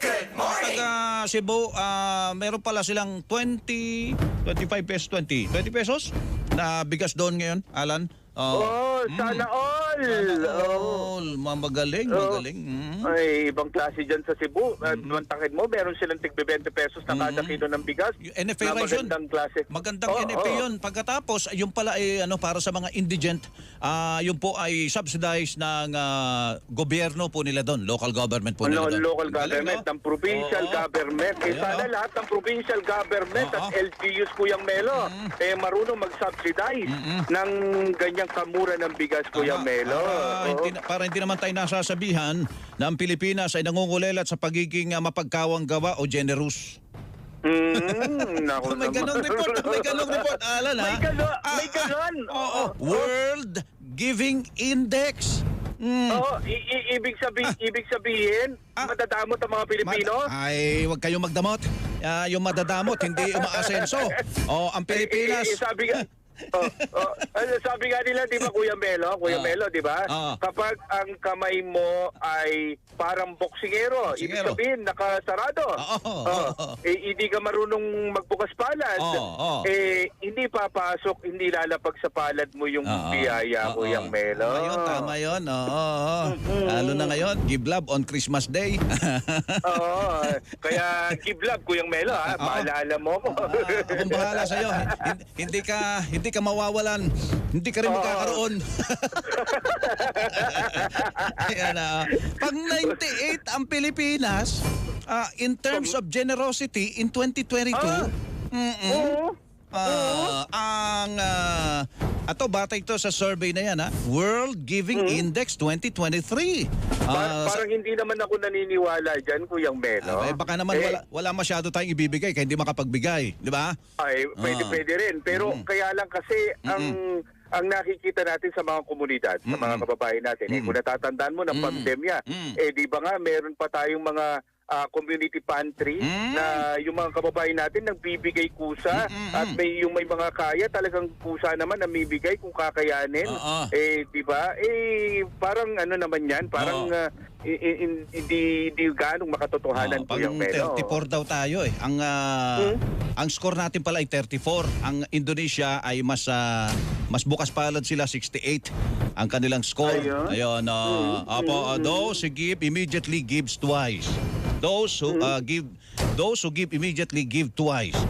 Sabihin parang 2 beses ka nagbigay kung ikaw ay mabilis magbumunot galing sa bulsa, Alan, kaya bilisan mo. Sa nagbubunot, wala tayong mabubunot. Wala pa. Pero alam mo, Kuya Melo, sabi nga, ang mga Pilipino, kahit na kaunti, tumutulong yan. Yan ang pagkakaalam ko. Kaya tingnan natin sa mga susunod na pagkakataon yung mga ganyang klase ng survey. Ako si Alan Gatos ng GMA sa Radyo DCWB. Dapat totoo. Super Radio Melo del Prado sa Super Radio DCWB. Sa linya na po natin si Patrick Del Mundo, weather specialist ng Pag-asa. Patrick, good morning. Hello. Patrick. Good morning po, Sir Melo. Apo. At mga taga-subaybay. Go ahead. Mayroon ba tayong thunderstorm advisory pala? Yes po, ngayong umaga po meron po tayong thunderstorm advisory na nakaka-apekto dito sa Metro Manila and most of Central Luzon and Southern Luzon area. At itong mga thunderstorms na ito ay nagiging madalas dahil po sa pag-iralang ngayon nitong tinatawag natin na easterlies o yung mainit na hangin na mula sa karagatang Pasipiko. At itong easterlies ay nakaka-apekto sa may bahagi ng Southern Luzon at Visayas.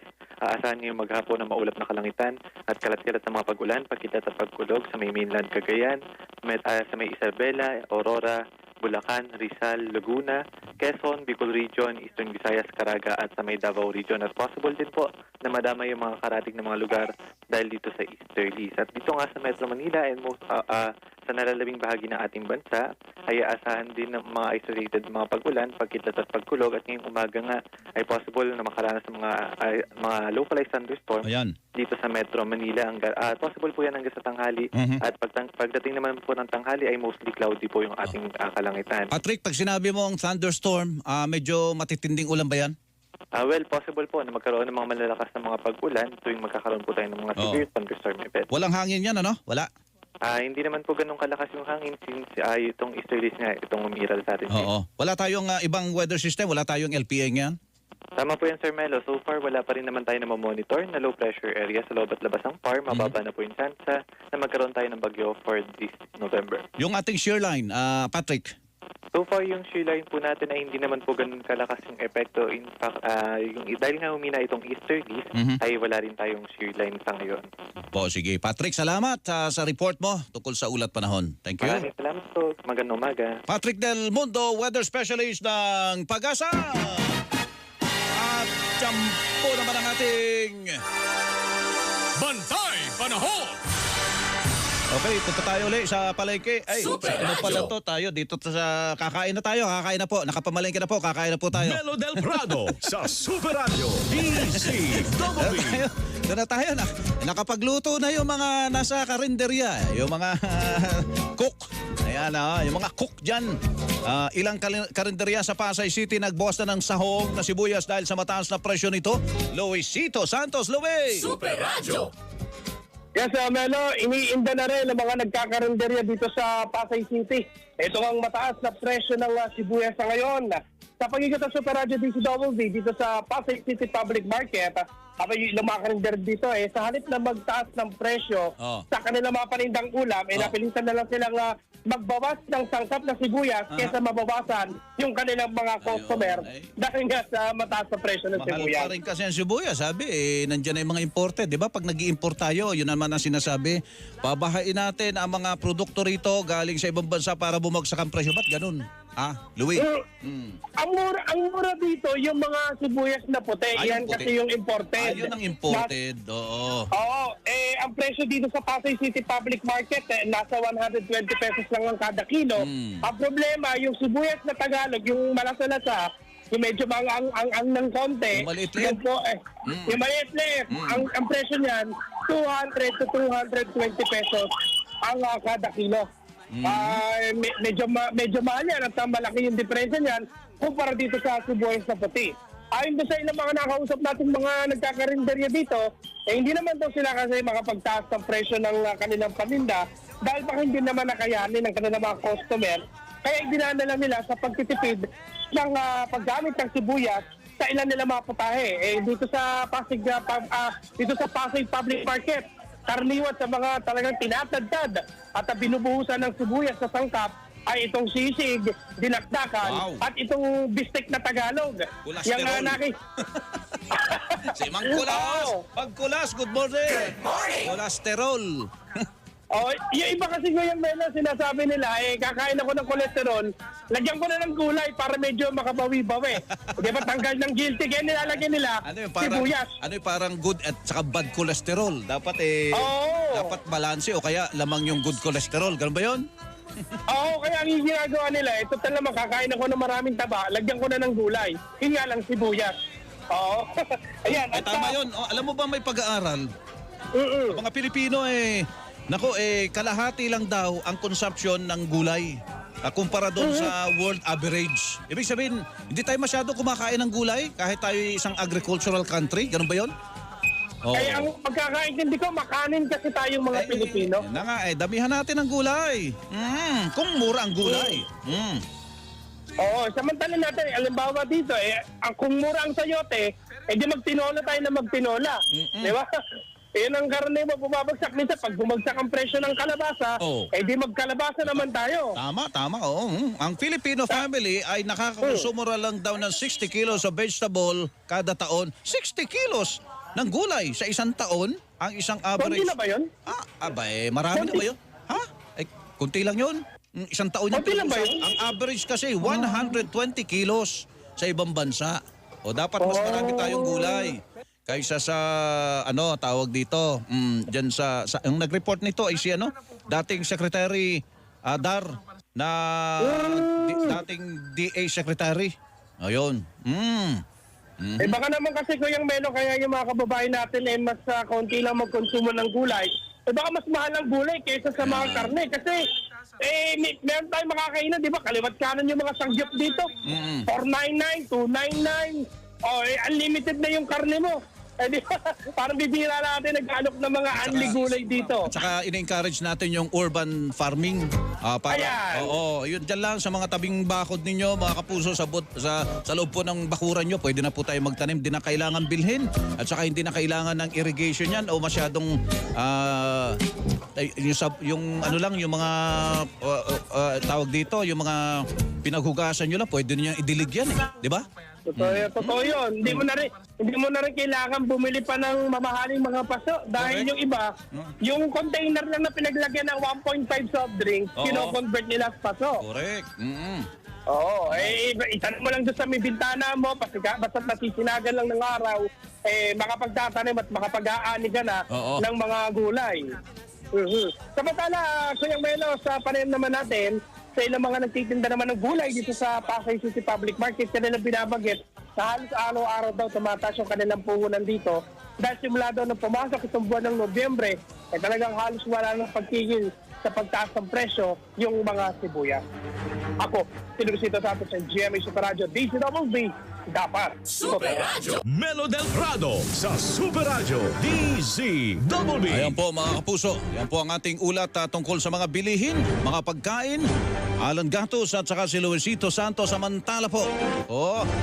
Hindi lang pala pulis ang merong bad egg. Pati NBI, may isang NBI agent. Di ba si Abong, Lieutenant Colonel Abong ng Quezon City? Yung naka-hit and run, tinakasan niya yung nabangga niya. At saka natanggal na siya ng pleb. At nagpaputok pa ng baril kamakailan. Meron naman pong isang NBI agent naman ito. Hindi nagpapahuli ang NBI. Bakit? Isang ahente po ng NBI ang nahuling ng duro ng isang waiter naman sa Bacolod City gamit ang kanyang baril. Nakunan pa sa CCTV camera ang paglabas sa resto bar ng babae na may hawak ng lumabas kalaunan ng manager ng bar para mamagitan sa dalawa at sa gitna ng kanilang pag-uusap, dinuro-duro niya ang baril yan sa waiter na yan. Ayon po sa mga pulis, bumalik sa resto bar ang NBA agent sa Bacolod para hanapin ang kanyang jacket at cellphone pero sinabi ng waiter na wala siyang naiwan doon. Bandang huli, humingi ng pamanhin itong NBI agent na ito. Kayo ba ay pabor pa dito? Usapang pangkapayapaan, posibleng ibalik sa pagitan ng pamahalaan at National Democratic Front of the Philippines. Umaasa pa ba kayo na ang mailap na kapayapaan ay matatamo pa sa pagitan ng mga rebelde at ng ating pamahalaan? Nilagdaan po ng pamahalaan at grupo ng mga rebelde isang joint statement sa Oslo, Norway noong November 23 para muling pagulungin ang peace talks. Mga kapuso, ang ating pong text connect 0917-594-5941. Ang ating pong text connect ay 0917-594-5941. Ang ating Twitter naman ay @DCBB ng mga maliit na letra. Ang ating TikTok naman ay @DCBB ng mga maliit na letra. Ang ating FB naman ay Super Radio DCBB 594 kHz. Alas 6:15 na po ng umaga, radyo na TV pa. Melo del Prado sa Super Radio DZBB. Nagbabalik ang inyong lingkod. Wow! Si Melo del Prado? Panalo! Ang bilis eh. Kasi magpapaalala lang po tayo, baka kayo nadadali ng mga fake news. Maging mapanuri po kayo. May mga fake email pang padadala sa inyo kuno. O mga ano daw yan, nagmamalasakit at nagbababala. Ayun ang dapat yung pag-ingatan, yung mga nagbababala na yan. Walang kabasi-basihan naman. Ba't kayo pinadadala ng email? Mag-ingat po kayo. Meron po kumakalat ngayon email na nagsasabi na hindi raw po gumagana ang inyong BDO Internet Banking ATM Activation Code at di umano kailangan i-click ang link na ipadadala sa inyo para do po makapag-enroll kayo. Muli, may dagdag pong paalala na siguraduhin na po na kumpletuhin ang activation sa loob po ng 45 araw.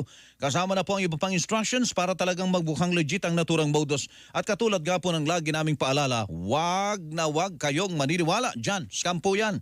Ang mga legit BDO text o email ay manggagaling lang po sa sender name na BDO, BDO Alert, BDO Deals at BDO OTP. Yan! Bukod dyan, wala pong bangko ang magpapadala sa inyo ng clickable link sa email o text. Be smarter than a scammer with BDO Stop Scam. Bumisita sa bdo.com.ph para makakuha po ng mga impormasyon tungkol po sa iba't ibang uri po ng scam at kung paano mapoprotektahan ang mga account nyo. Ito po isang paalala mula sa BDO Unibank. Alas 6:17 na po ng umaga, radyo na TV pa. Melo del Prado sa Super Radio DZBB. Super Radio number 1.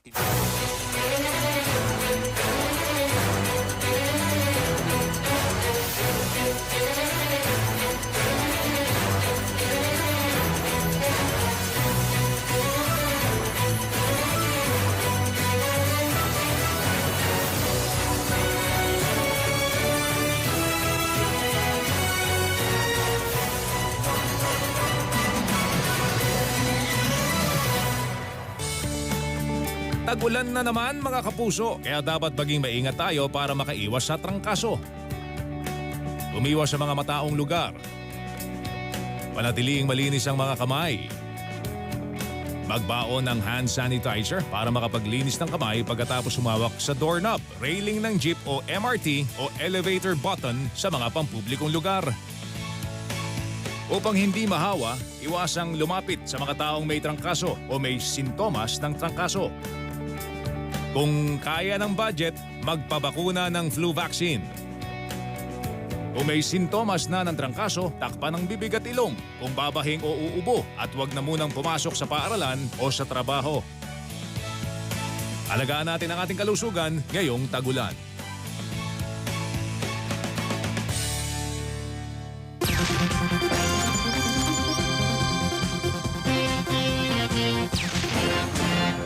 Gusto mo bang manalo ng 1 million pesos nitong Pasko?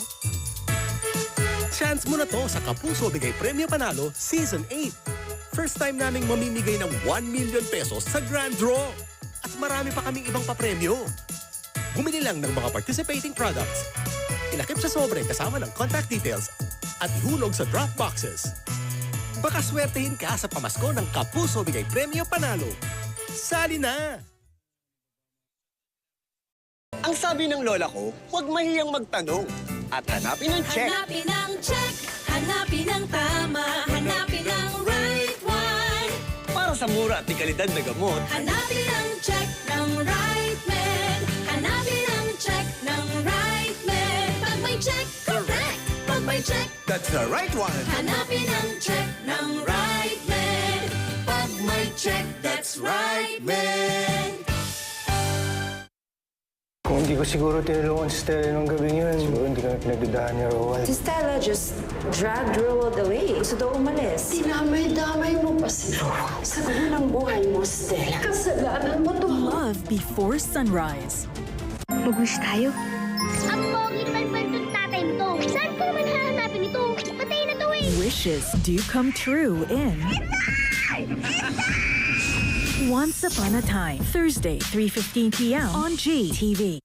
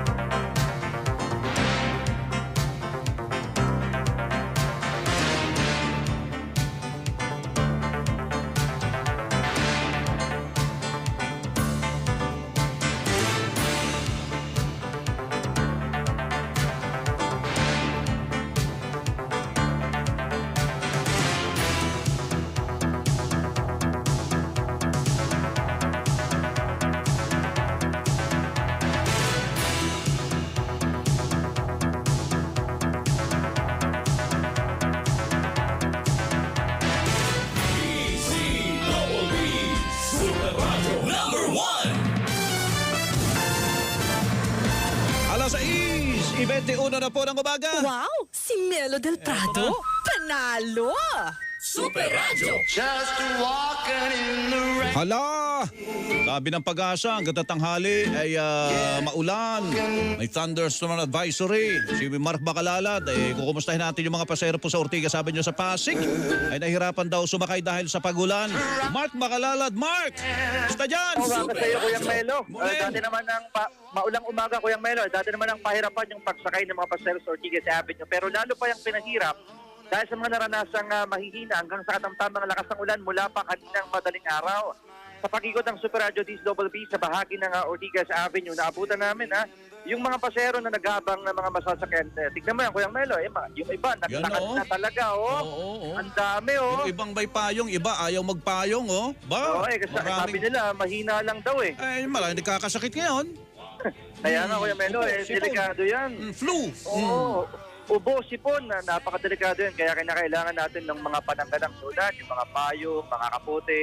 Dapat may baon tayo lagi dahil hindi natin matansya ang lagi ng panahon, pabago-bago. Correct. Sa bahagi na yan ng Ortigas Avenue, particular sa Rosario Bridge, maraming mga pasahero ang napilitang maglakad dahil sa kakulangan ng mga jeepney na bumabiyahe sa mga oras ito. Maliban dyan, meron naman tayong mga nakita ng mga jeepney na bumabiyahe pero napupuno agad oras na magsakayan yung mga pasahero. Sa katunayan, meron tayong mga nakita na mga sumapit sa estribo, mga 2 hanggang 3 pasahero. Kuyang Melo, katulad yan, ang pinagkakasya sa librang bahagi ng sasakyan sa kanilang pagbiyahe. At sinasabi nga ng Pag-asa na merong thunderstorm advisory at inaasahan na hanggang mamaya mararanasan niyang mahina hanggang sa katamtamang lakas ng ulan na yan, Kuyang Melo. Yan ang sitwasyon sa bahagi ng Pasig ang inyong kapuso Mark Bakalalad ng GMA. Super Radio, DCWB, dapat totoo. Super Radio. Melo del Prado sa Super Radio Ingat kayo. DCWB. Ayan, alas 6:23 na po ng umaga, oras po natin sa buong Pilipinas. Teka, okay, saglit. At matutuloy yung yung palang pagpunta ng Christmas convoy sa West Philippine Sea. Ayan, saglit lang Super Radio. Ate Sen, pakinggan muna natin habang nandiyan si Colonel Commodore Tariela. Melo del Prado sa Super Radio DCWB. Okay, saglit po Ito atin to. Christmas convoy. Ang issue ng ating karapatan at sovereignty ay hindi lamang tungkulin ng pamahalaan. Tungkulin yan ng mamamayan. Yung ating mga kapwa kababayan, hanggang even Coast Guard and all that, gusto naming tulungan kasi silang nakasalang, frontline sila. This is a historic event and an opportunity. Number one, to be able to stand in solidarity with the fisher folk, to let them know na hindi sila nag-iisa. Sige, pwede kayong tumuloy, pero hindi kayo pwedeng sumampa sa BRP Sierra Madre. Maliwanag yun, no? Kasi nga because of the tensions between us and China. The safety aspect. It will be difficult for us to herd them. But we will find ways. Super Radio Melo del Prado sa Super Radio DZBB. Tuloy ang plano ng civilian group na atin ito na magsagawa ng Christmas convoy para magdala ng pamaskong supply sa mga tropa ng Pilipinas sa West Philippine Sea. Pero hindi pinayagan ng National Security Council ang grupo na pumunta sa BRP Sierra Madre sa Ayungin Shoal dahil sa banta sa seguridad. Ayon kay Undersecretary Jonathan Malaya, Assistant Director General ng National Security Council, daraan ang convoy sa kung hanggang saan na makakaya sa vicinity o paligid ng Ayungin Shoal. Sa Pag-asa Island dadalhin ng mga regalo at pamasko na ibibigay sa BRP Sierra Madre. Kailangang makipag-usap ng grupo sa Philippine Coast Guard at sa AFP Western Command para maplansya ang ruta at mabantayan ang tinatayang 40 barko na balak sumama sa convoy. Ang sabi ng Coast Guard, aminado sila na malaking hamon ito, pero gagawa naman ito nila ng paraan. Nasa linya po natin mga kapuso. Melo del Prado sa Super Radio DZBB. Commodore J. Tariela, spokesperson for the West Philippines ng Philippine Coast Guard. Commodore Tariela, magandang umaga po. Hello, Commodore. Magandang umaga. Hello, sir. Magandang umaga po, Sir Melo, at sa mga tagapakinig po natin, Opo. sir. Kayo pala po ang, tama ba ito? Kayo ang makikipag-usap para sa ruta po. Kayo ang gagabay po dito sa atin ito. At kailan nga po pala ito, unang-una, Commodore? Meron na pong petsa kung kailan po mangyayari po ito? Well, tentatively, sir, no, ang announcement ng atin ito coalition, itong civil society, that has really good intention, no, para magdala ng mga Christmas gifts sa ating kasundaluhan at sa Coast Guard personnel na nasa different areas sa West Philippine Sea. They intend to conduct this on December 5. But again, no, ang guidance sa atin ng National Task Force West Philippine Sea, the Philippine Coast Guard and the Armed Forces of the Philippines sa Western Command, no, we have yet to coordinate with the organizers, no, to ensure the safety of those who will be attending and participating dito sa Christmas convoy na to, sir. Opo. At mayroong binabanggit na rito kung ilang barko po, 40 po ito, Commodore. Yun na po ba ang final na bilang po ng barko? Kasi alam namin, importante din po sa inyo yan para ma-manage nyo po yung convoy o yung ruta po na dadaanan. Ano po? Tama po ba yun, Commodore? Yes, sir. According sa press statement nila, there will be more or less 40 boats or vessels, no. But on the side of the Philippine Coast Guard, we have we also need to ensure kung yung mga boats na gagamitin nila talaga is really designed for such watercraft to traverse itong waters na to, especially so na nitong Disyembre. Malalaki ang alon ngayon sa West Philippine Sea. And of course, we also have to mention the fact na ang mga watercraft na to na design talaga for passenger loading, no. Hindi pwedeng gagamit sila ng fishing boat or any indigenous boat and then pupunta na sa Ayungin or sa West Philippine Sea, no. Na alam naman nating dangerous, malayo, at saka not to mention na ang panahon ngayon. So there are still a lot of things to consider.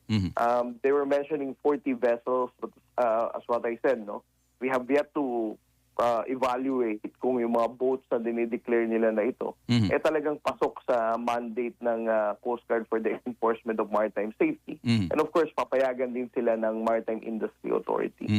So, natukoy na po ba kung hanggang saan lang sila pwede? Kung lalapit talaga sila sa Ayungin Shoal, Commodore? I don't want to disclose, sir, yung operational details, no? But definitely going to put a certain safe distance, no? Definitely far from BRP Sierra Madre, and was in reference with what Sir Jonathan Malaya mentioned, no? They will not be allowed to board BRP Sierra Madre and even come close to BRP Sierra Madre. Dahil sinasabi nga namin dito, sir, kung ang Coast Guard at ang Armed Forces of the Philippines, whenever we conduct resupply missions, it is really a struggle between, numerous number of China Coast Guard vessels and even the Chinese maritime militia. There were even instances that they used water cannon. We even have ramming incident. And we're talking about government public vessels, no? What more kung etong mga civilian boats, no? Ibig sabihin, napakataas talaga ng panganib dito. As what the Commandant has mentioned, Admiral Ronnie Hilgavan, he is committed in ensuring the safety and security of the Filipinos who will be joining the Christmas convoy. But he also didn't deny the fact na it is really difficult on the side of the Philippine Coast Guard with the very limited number of vessels we have in Palawan. Opo. So, paano po yung ang pakay talaga nila mag-abot po ng tulong ng pamasko po. So hindi talaga sila, kung ganyan po magiging sitwasyon, mahirap para makasampa pa sila doon sa barko sa Ayungin Shoal. Sa BRP Sierra Madre pala. Well, alam mo sir, meron naman tayong 9 maritime features, no, na occupied natin sa West Philippine Sea. Ayungin Shoal is just one of those. Tsaka, lagi kong kinokorek sir, no, yung unang statement ng National Security Council noong November 21, hindi naman talaga natin sinabing outright na bawal magtuloy ang Christmas convoy. What they were mentioning then, in last November 21, ang ipinagbabawal talaga is yung for them to proceed to Ayungin Shoal, in particular to board BLP Sierra Madre.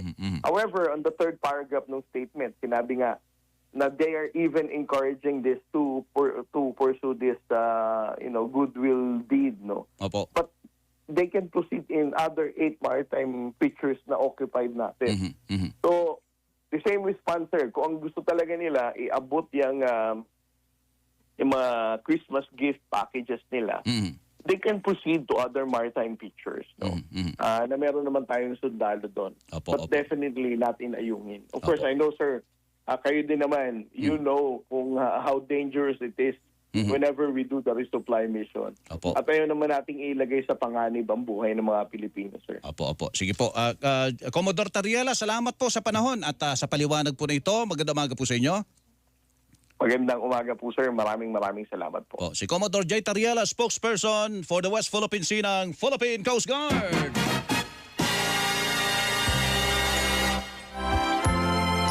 "26 days before Christmas." Merry Christmas! Lapit na, no? Salamat po. Susunod na po, Bango na Bayan. Wake up! Lamig talaga, umuulan pa eh. Ako po naman ang inyong lingkod. Wow! Si Melo del Prado! Panalo! Alas 6:32 na po ng umaga. Radyo na, TV pa, Melo pa. Melo del Prado sa Super Radio DZBB.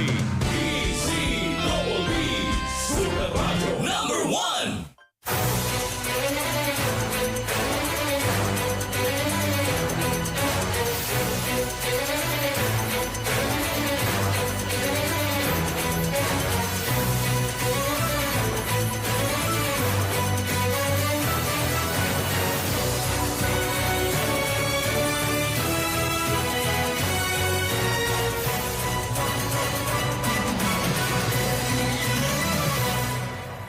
Sa panahon ng kalamidad ay dapat I am ready kayo palagi at tiyakin na meron kayong Go Bag. Kabilang sa mga laman ng Go Bag ay ang pagkaing hindi madaling masira tulad ng biskwit, delata at instant noodles. Dapat ay may inuming tubig, instant coffee, tsaa at gamit na pangkain.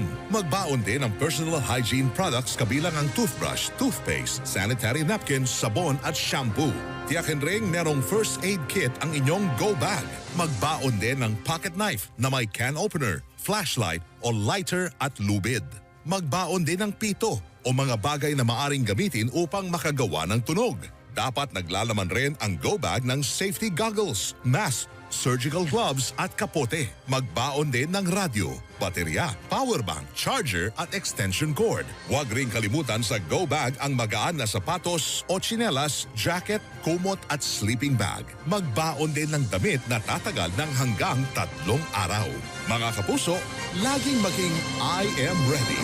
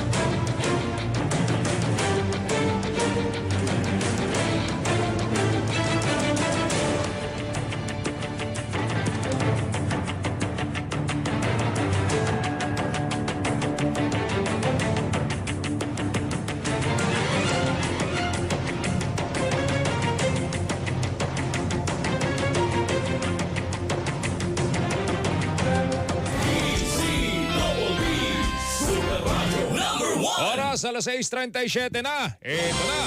Mga opinyon sa isyu ng bayan, ilalatag, hihimayin, bubusisiin ng tambalang Melo del Prado at Joel Reyes-Abel sa Bango na Bayan! Huwag bibitiw, huwag kukunap, huwag pahuhuli. Bango na Bayan! Bango na Bayan! Ay, magandang umaga. Luzon, Visayas, Mindanao. Miyerkules ngayon, pare Melo. Akala nila Bilis ng maaga panahon, pa. ha? Matindi po ang ulan lang. Kaya po, ganyan makulimlim po tayo. Mamaya-maya po magtatanghali na. Kaya bango na! Bayan! Siyempre, mga kapuso, amin pong pag-uusapan ni Pare Melo ang ilang mga balita ang aming tatalakayin o ating ibabalita sa Super Balita sa umaga. Nationwide. Worldwide. Netwide. Radyo na. TV pa. Ito na. Bango na! Ito. Sige. Ay pasado na pare sa Senado ang 5.7 trillion pesos. Parang ang dami nating pera. Para sa 2024 national budget, mga kapuso. Baba na kasi ang halaga ng pera natin. Kaya trillion na po yan eh. 5.7 trillion pare. Kung titignan po ng mga nakalipas sa panahon, mga billion lang. Trillion na po. 5.7 Kaya nga, mga trillion. kapuso po na subject to inflation din ang ating budget, mga kapuso. Baka daw Baka daw pare middle of December, malagdaan na ito ni Presidente. Kasi ano pa po yan yung sa House pero ba, ayos pa pandadaanan rin yan. Ayun ba? Sa House ba? Ayos pa? Tapos na sa House, tapos na sa Senado, pero hindi pa tapos sa Bicameral Conference Committee. I-reconcile pa po yan ng dalawang kapulungan. Yes, mga kapuso. Mamaya pag-uusapan natin kasi pare, dapat tinitipid itong perang ito. Dapat ito'y talagang mapupunta sa dapat kapuntahan. Siguro ang sa akin dyan, hindi tinitipid. Ginagastos ng tama. At hindi napupunta sa kung saan-saang mga katiwalian. Kung gagastusin sa tama yan, malaki po ang magiging pakinabang natin dito sa budget. 5.7 trillion. Kahit anong laki po ng budget, kung marami po ang napupunta sa katiwalian, parang maliit din yung budget natin kahit ganito, 5.7 trillion. 30% daw pa rin napupunta sa katiwalian every year. So, yan po yun ay galing sa bulsa at sa buwis ng taong bayan. Yung iba dyan ay utang pa. Hindi pa mamaya po tatalakayin natin pare sa ikalawang yugto yan, mga kapuso. Sige. Kasi mainit ako sa ganyan Pera yan Pera ni Melo del Prado yan At ni Joel Reyes-Sobel. Ito pare, usapang pangkapayapaan sa pagitan ng gobyerno at National Democratic Front of the Philippines. Sabay posible daw ibalik. Maraming tumataas ang kilay dyan. Ayan na naman. Pagkila na yan. Actually pare, bagamat marami ng mga pagkakataon na nagkaroon tayo ng usapan pero walang kinahinatnan. Pero parati nating bibigyan ng pagkakataon ng kapayapaan syempre. Don't lose hope on peace. Sino kaya magpopondo nito pare? Kasi kung mapayapa ang ating bansa, mga kapuso, mas maganda po ang pagsulong po ng ating bansa. Maaring sa Oslo, Norway po ito gawin. Gaya po nung nangyaring lagdaan. So, gagastos na naman tayo rito. Pero natatandaan mo, mas okay lang naman akala siguro. natin nung nakalipas na administrasyon Duterte, matatapos na. Pero bandang kasi huli, kala ko barkada sila ni Joma. Hindi, bandang mag-aaway pala pare. Bandang huli po nagka-isnaban sila. Naman. Hintuto ng 2019, pero bukang mabibigyan ng pagkakataon ngayong taong ito, no? Kaya lang ibang usapin pare kasi, di ba? Kaya naman nagkaroon ng mga ganitong klase ng insurhensiya dahil doon sa panahon ni Marcos Sr. Ang namumuno ngayon si Marcos Jr. Na yun, wag na nating tignan natin kung ano mangyayari dyan, mga kapuso. No? Marami na po ang nangyari sa daigdig. Oo naman. At marami na po mga bansa marami na mga pagbabago. Marami na mga ideolohiya nga po ang nalusaw Iba na po ngayon At para sa pagbabago na po natin ito sa ating Pilipinas. Bago na! Matutuloy pala ito. Yung Christmas convoy na isang civilian volunteer group. Kanina kausap po si Commodore J.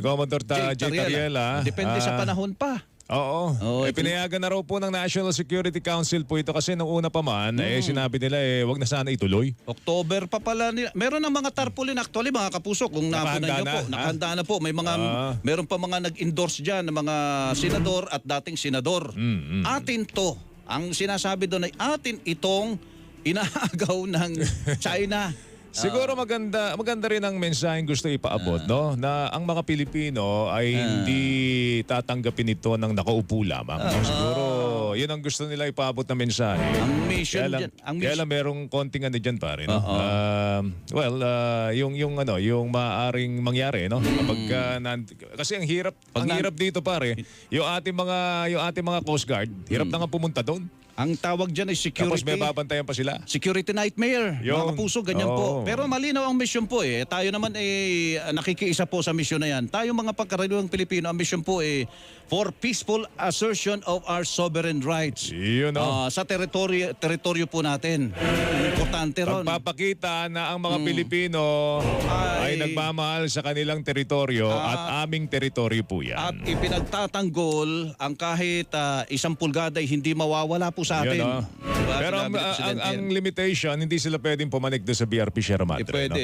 Depende. Doon lang po sila sa bisinidad. Kaya lang, pag nandun na. Baka magkakaabutan lang pare. Babato mo lang yung pamasko mo doon sa ating mga kawal doon.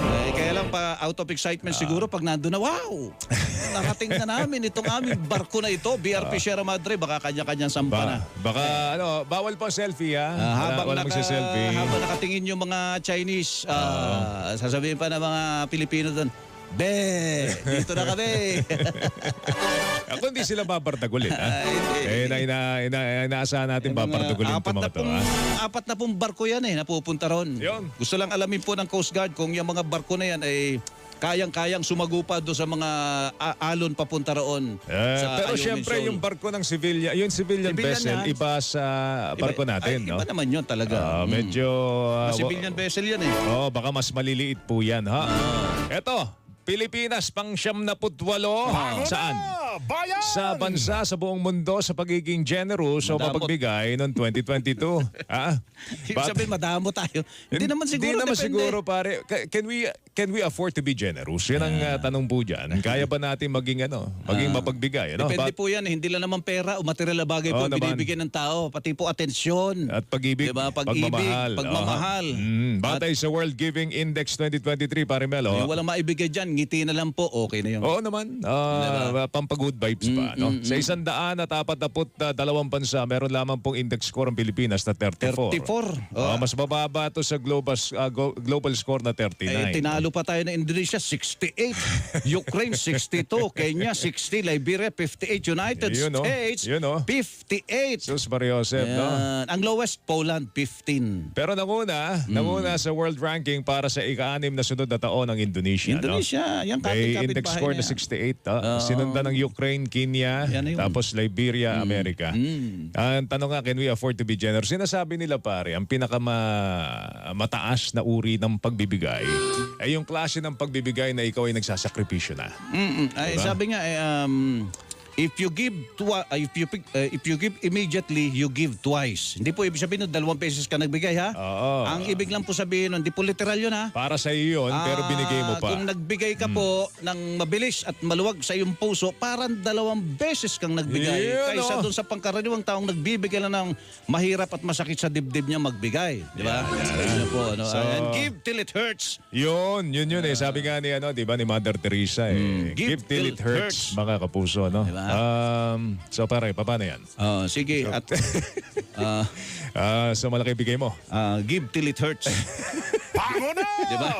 So malaki bigay mo. Oo nga, ikaw eh. Hindi ka laki na ng utang ko sa inanaw. Dagdagan mo yung binigay mo. Oo nga. Hayama. Ngumiti mo lang si Karen sa raffle. Si Ate Sen. Sabi ko nga sa actual party pare. Doon na tayo bibigay. Kung sisipot ka. Kung sisipot ako. Iba pa yun. Paano na? Ay sabihin, parang ano ka, parang wala kang kumpiyansa sa kumpare mo. Wala talaga. Ang una mong ibigay, alam mo ang unang bigay? Oras. Oo nga, kaya nga. Nandun naman tayo. Because time is gold. Pag nawala na yung oras, tapos, wala ka na maibigay. ibibigay. Attention. At pangatlo? Detention. Sulong ka na lang sa bahay. Dito na nga tayo kay Mali. Naku si Mali pare, 49 years old lang pala ito. Kaedad mo pala yan. Kaedad mo. Nung ako. 49 years old lang pala si Mali, mga kapuso. Kung naalala nyo pa, ito po yung nag-iisang elepante po ng Pilipinas. Nandyan po sa Manila Zoo. Yung napakagandang lugar ng Manila Zoo po ngayon. Yan ang pambungad natin eh. Pagpasok mo, kita mo kaagad si Mali. Kasi nasa bandang kanan yan. Malaki yan si Mali. Kaya hindi pwede kita mo kaagad yan. Hindi, talagang yan ang main attraction ng Manila Zoo, mga kapuso. Pero patay na po. Namatay po si Mali, mga kapuso. Yan pala dapat Hindi nga may Mali dun sa pag-aalaga sa kanya. Kasi parang maabot daw ng 80 years old, di ba? Mali. May Mali dun sa...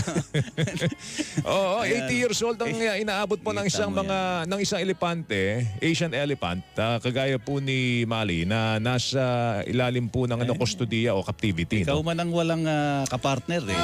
Siguro baka nga naging lonely pa rin.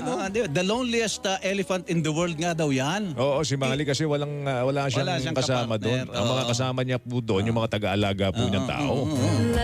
Sumailalim po si Mali sa necropsy para malaman po ang dahilan ng kanyang pagkamatay. Ang malungkot na balita, inanunsyo po kahapon ni Manila Mayor Hani Lacuna, pasado alas 3 po ng hapon. 1977 pare. Kita mo yan? Dinala si Mali sa Pilipinas bilang regalo ng Sri Lanka ito. Kasi sa Sri Lanka... Sino ang regaluhan? Si dating First Lady Imelda Marcos. Yun ang dapat nating kunan ng pahayag. Si dating First Lady? Oo. Aba, regalo sa kanya yan. Matanong natin sa kanya. Pero ito yung niregalo niya sa bansa sa pamagitan po ng pagtatampok nito sa Manila Zoo. At saka siya dinala dyan sa Manila Zoo, mga kapuso. Kalungkot lang, wala na ho tayong elepante. Sino kaya magbibigay ng elepante ulit sa atin? Aba, pwede tayo manghingi siguro sa India. Ang India parang parang aso sa kanila, yung mga animal advocates po, mga kapuso, ayaw nila yung kinukulong ang hayop. Dinadala po yan sa kagubatan kung saan yun ang natural habitat po nila yun Natural habitat po nila. Meron mga di ba mga aktivista sa karagatan na ayaw nilang in captivity yung mga dolphins. Na ngayon po nasa Subic, mga kapuso. Kaya meron ka pang ilang minuto pare para bumalik. Papakulong ako? Natural habitat mo.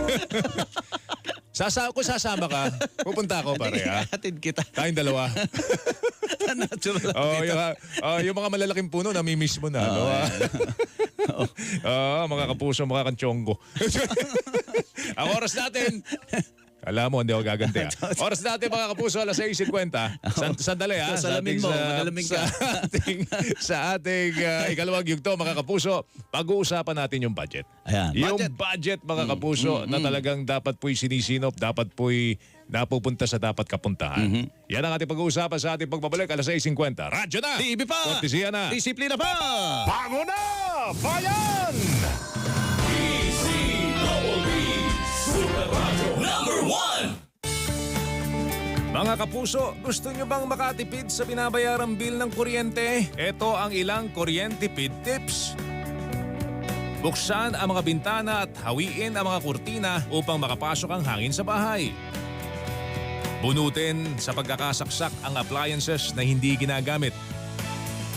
Huwag iwanang nakabukas ang ilaw na hindi ginagamit. Kung bibili ng appliances, tiyaking energy efficient ito o mababa ang makukonsumong kuryente. Gumamit ng mga LED o energy efficient na bumbilya. Kung gagamitin ng aircon, itakda ang thermostat nito sa 25 degrees Celsius. Magkuryentipid na tayo, mga kapuso!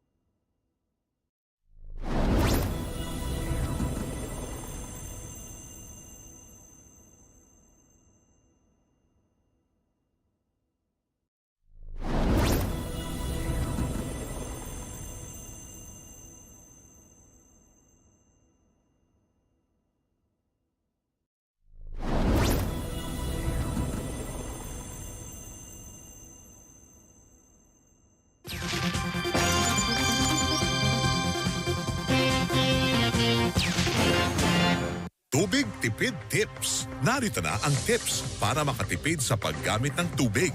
Kung maghuhugas ng kamay, isara muna ang gripo habang nagsasabon. Alamin kung may tagas ng tubig ang mga gripo at kung mayroon, ay agad itong ipakumpuni. Isara ang gripo habang nagsisipilyo ng ngipin. Mas mainam kung gagamit ng baso kung magsisipilyo. Tiyakin na nakasara ang lahat ng gripo kung hindi ginagamit. Gumamit ng palanggana habang naguhugas ng mga prutas, gulay at iba pang pagkain. Gumamit ng balde at tabo sa paliligo. Kung kailangan gumamit ng shower, isara muna ito habang nagsasabon. Maging responsable at wais tayo sa paggamit ng tubig, mga kapuso.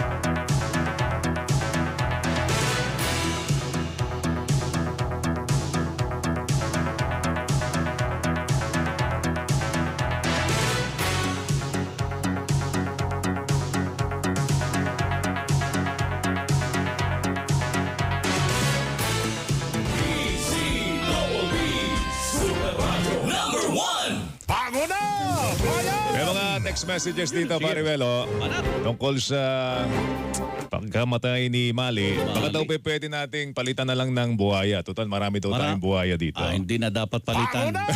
Nag-iisa si Mali, pero ang buhaya, baka dami. Ang dami ho, kaya nga ho, yun ay ipapalit natin. Mas malaking buhaya siguro. Di ba merong... Mas laki ni Mali. Merong, ang ginagawa doon sa mga ginagawang stuffed, di ba?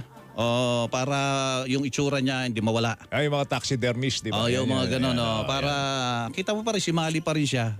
Nandiyan pa rin ang kanyang alaala, pero may buntot. Ito tayo, pag-usapan natin yung budget. Pasado na po sa Senado yung panukalang 5.7 pare Lampas ng 5.7 trillion. Laking pera nito. Na budget para sa susunod na taong 2024. Ito pong budget na ito, posibleng lagdaan daw po ng Pangulo sa Disyembre. Meron pang dadaanan yan pare Ang Bicameral Conference Committee para ito'y pag-isahin yung dalawang version po ng Kongreso. Natural process po yun. Yun po yun talaga. Pero dyan nagkakatirahan pare Ayun, nagkaka-insertion. Oo, magbabantay tayo dyan dahil nagkakasingitan dyan ang mga makamundong interest. Diyan po, nandyan ang mga kababalaghan. Yan.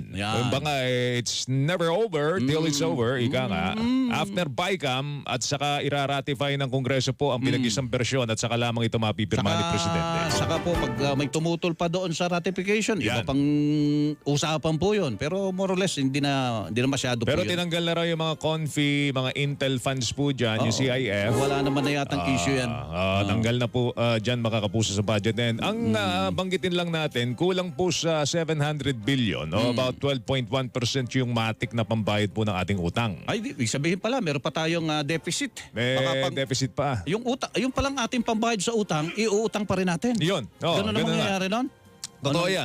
Totoo yan. About 2.5 trillion pare. Kita mo ng buhay 2.5 trillion do sa 5.7 trillion ang uutangin natin para punuan. Ang pangutang, pambayad sa utang? Hindi.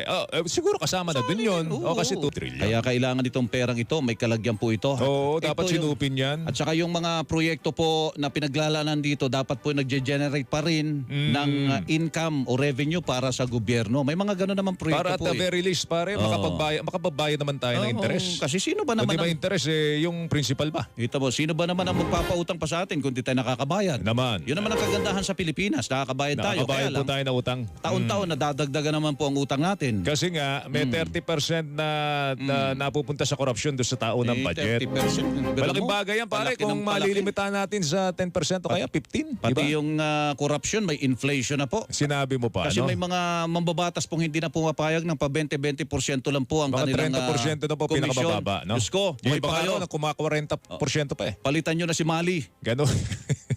Makulong na sila sa Manila City Hall. Manila Zoo, mga Manila kapuso. Zoo, oo. Ang pinakamadali siguro ang Doon kayo gastusin, pumunta mga ron. kapuso, yung perang hindi mo naman pinaghihirapan. Totoo naman yun. No? Kaya dapat to, dapat bantayan po natin yung ating budget. Ang tawag doon, corruption. Yan. Kasi kung pera nyo yan, nako, magdadalawang isip kayo bago nyo gastusin yan. Opo, Pag opo. dito po pag hard-earned money mga kapuso, Yan. ito natural na ugali po ng tao. Pag hard-earned money, nako yan ay pigil na pigil. Pero yung Parang ang boksingero dyan, pero pare. pag dirty money, laughing money, ang nako po, daling palibasa, gastusin. hindi Opo. nyo pera, buhay pa kayo. Yon. Sinasabi nila, paano ba magiging epektibo yung paglaban ng pamahalaan sa korupsyon? Isa sa mga panukala, pare Melo. Ano? Baka dapat dagdagan natin ng ombudsman. Baka hindi lang isa, dalawa o tatlo. Hindi, tingin ko hindi. Alam mo, pag ang dami na po natin mga Kasi dahil susyo ng magnanakaw, pare. ang dami na nating mga isa siguro 'yon. Siguro sabi na natin isa 'yon. Pero dapat po yung ugali sa pagkabata pa lang Ayusin na. Ayusin na. Oo, sa pagkabata pa lang po ay ipaintindi natin na ang mali ay mali. Ang mandaya, pandaraya pa lang yan sa pandaraya pa lang ay mali na po yan. Kasi yung mandaraya, kapatid ng magnanakaw. Yan. Yung magnanakaw, kapatid ng mamamatay tao. Saan pupunta ang bansang ito kung ganito tayo? Kaya lang long term yan, Diba? pare. Kasi Hindi kung long- bata pa lang, hindi long dapat, term yun. dapat ayusin na natin. Hindi long term. Sa bata pa lang, dapat in-inculcate na sa pag-iisip niya na huwag kang gagawa ng masama, huwag kang manlalamang, huwag kang kukuha ng hindi para sa iyo o Yan. hindi para sa iyo. Kaya lang, dapat siguro, pagka mga short term, siguro, dagdagan natin yung mga grabbusters. Di ba yung PDAP? Di ba sinabi na ng Supreme Court unconstitutional? Anong ginawa ng mga mababatas natin? Pinaikutan lang yung desisyon ng Korte Suprema at nandun pa rin. At mas lumala ngayon. Mas lumala. Mas lumala ngayon, mga kapuso. Wala talaga. Pag-uusapan natin yan. Kailangan sa mas malawig pang mga pagkakataon sa mga susunod na araw, mga kapuso. Pero bago po yan, tayo po magbibigay na sa ating Super Balita sa Umaga. Nationwide, Worldwide, Netwide, Radyo na, TV pa, Kortesiya na, Disiplina pa. Alas 7. Pago na, bayan! Super Radio Number 1.